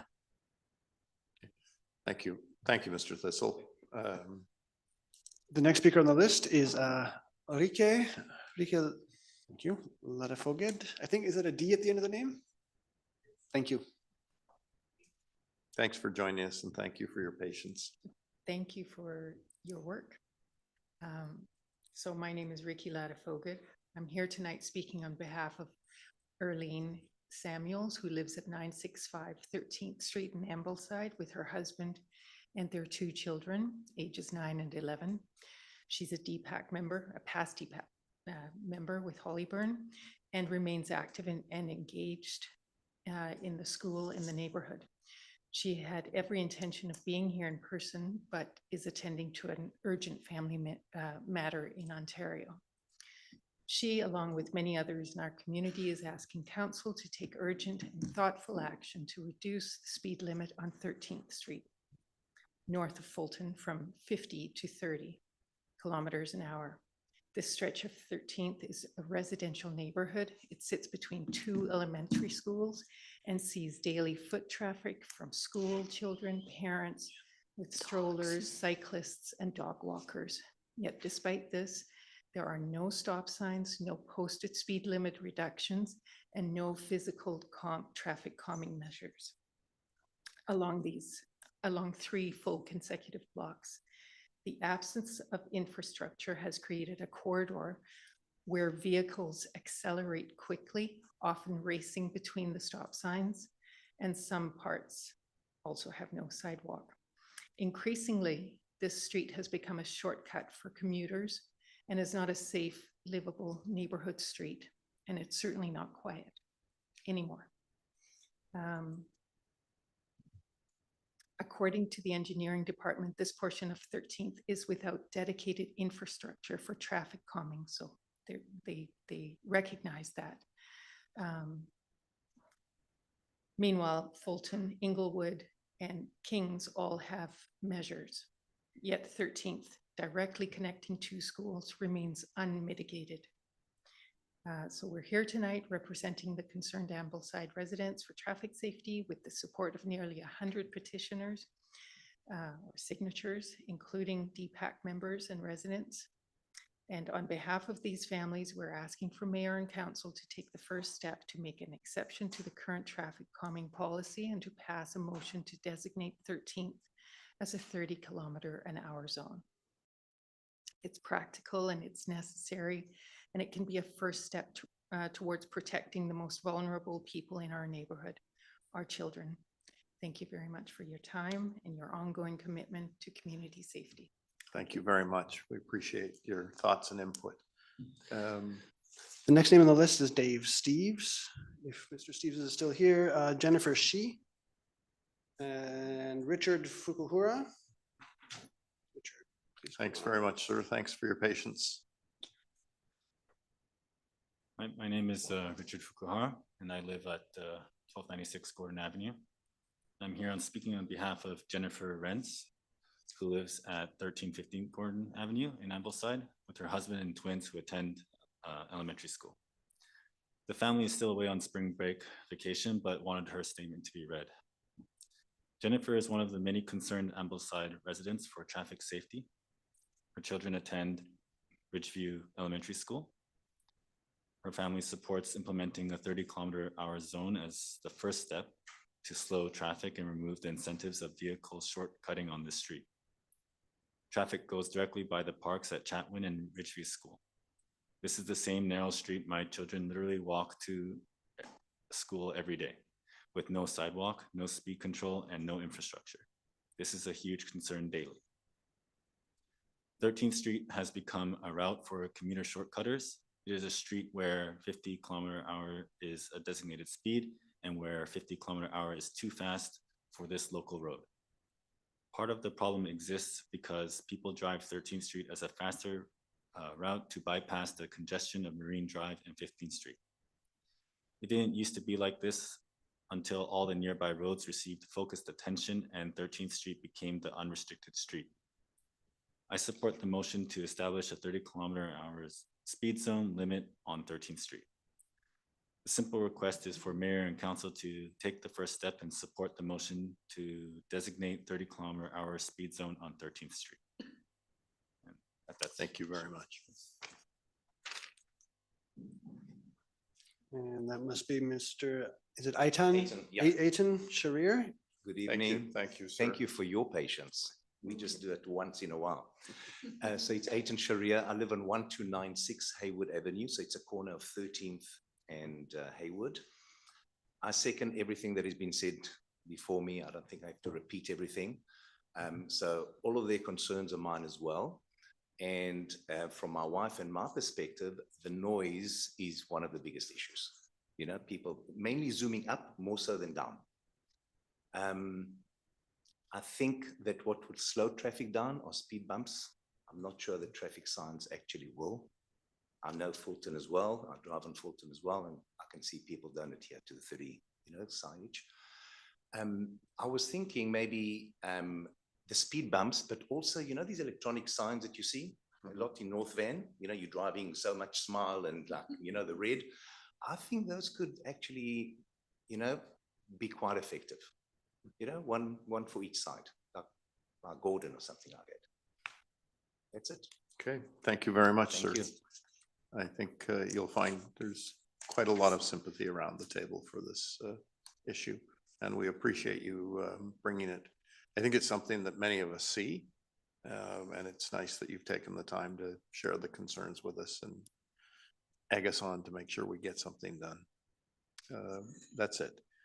Councillor Gambioli? I just wanted to add that, yeah, I've been part of the School Traffic and Safety Committee for years, and also having been on council for a while now. Unfortunately, we've done several pilot projects, speeding with 30-kilometer-an-hour zones, and the bottom line is that signage doesn't work. Doesn't work. Doesn't matter where we do it or how much we do it, it doesn't work. So enforcement costs money, and we just passed a budget that doesn't include any extra tasks for police officers. So some of the, you know, what I like to say in those meetings is that the only thing that works to slow down cars is concrete. You know, you have to stop them, or speed bumps, or you have to squeeze them into smaller spaces, or, you know, maybe some suggestions with some of those happy, sad face signs work. But I think, yeah, if we can ask our staff to pass it on to engineering and focus on it a bit more, that section, they'll come up with some suggestions, but I don't know about the signage. I think they won't, I don't think they're going to suggest the actual 30 zone. Well, I think the issue is there, and we will ask staff to help us find solutions. So again, thank you very much for coming this evening. And with that, I think we are done for this evening. And so it will come back at some point.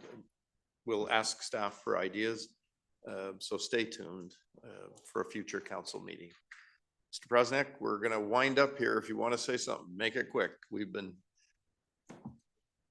started today at 3 o'clock, so. Started at 2. They're still working. Okay, I did want to make the comments about the capital budget. I had a long discussion with Isabel in the public meeting, public forum for that at the community center. And I think the finance committee actually did a good thorough job on everything except the big potential revenue from development. It wasn't covered at all, and that's your big source of potential new revenue, including increased tax base. And it just seems to me that it obviously is tied to development, which the West Van has not met its budget for the first 6 years of the 2018 OCP, hasn't met the target units, hasn't met the target affordable units, didn't meet, was 75% behind. And I think it's because of the culture of West Van. I'm not blaming this council of not wanting population. So I know that the province has appointed an advisor and you're meeting with them.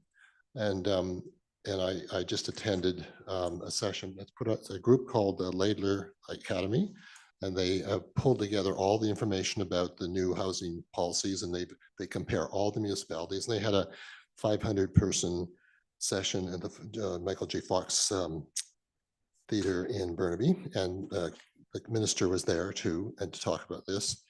The only two communities that are really doing much about in a very formal way is Vancouver and Burnaby. What was clear is that many municipalities are looking at how to cut costs, time for permits and approvals and costs, and take the risk out to make development more attractive.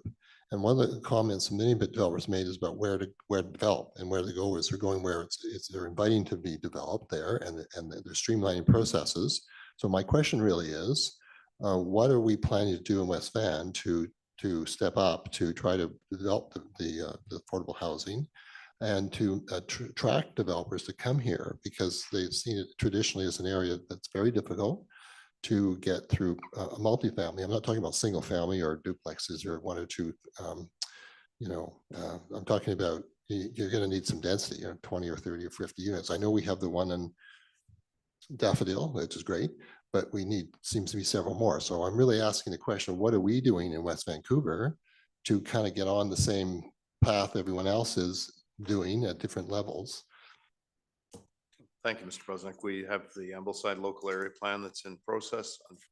One of the buildings that was going to come forward was the Wall Center, a new building there. Unfortunately, we learned Mr. Wall passed away, so we have no idea what'll happen. That plan was just about to hit our desk. And there are definitely things that are outside of our control. But given that members of council, I think, have had a Well, long day, I and don't this is a expect- much longer discussion. When do we, I guess, Mr. Mayor? Well, that's what the OCP work that's underway is for right now. There'll be work on, there's going to be lots coming forward in the next month. Well, there's the Ambleside local area plan.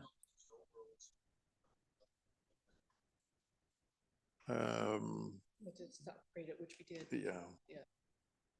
But we've got things that'll be happening in Park Royal. Sir, this is a much longer discussion than we're going to have time for tonight.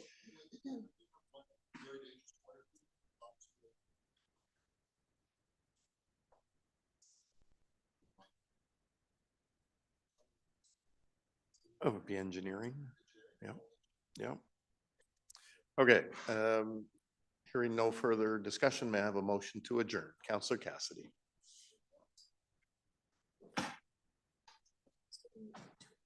Yes. Recommend that the March 31st, 2025 regular council meeting be adjourned. Thank you. Is there a seconder? Seconded. All those in favor? Contrary carried. Thanks, everybody.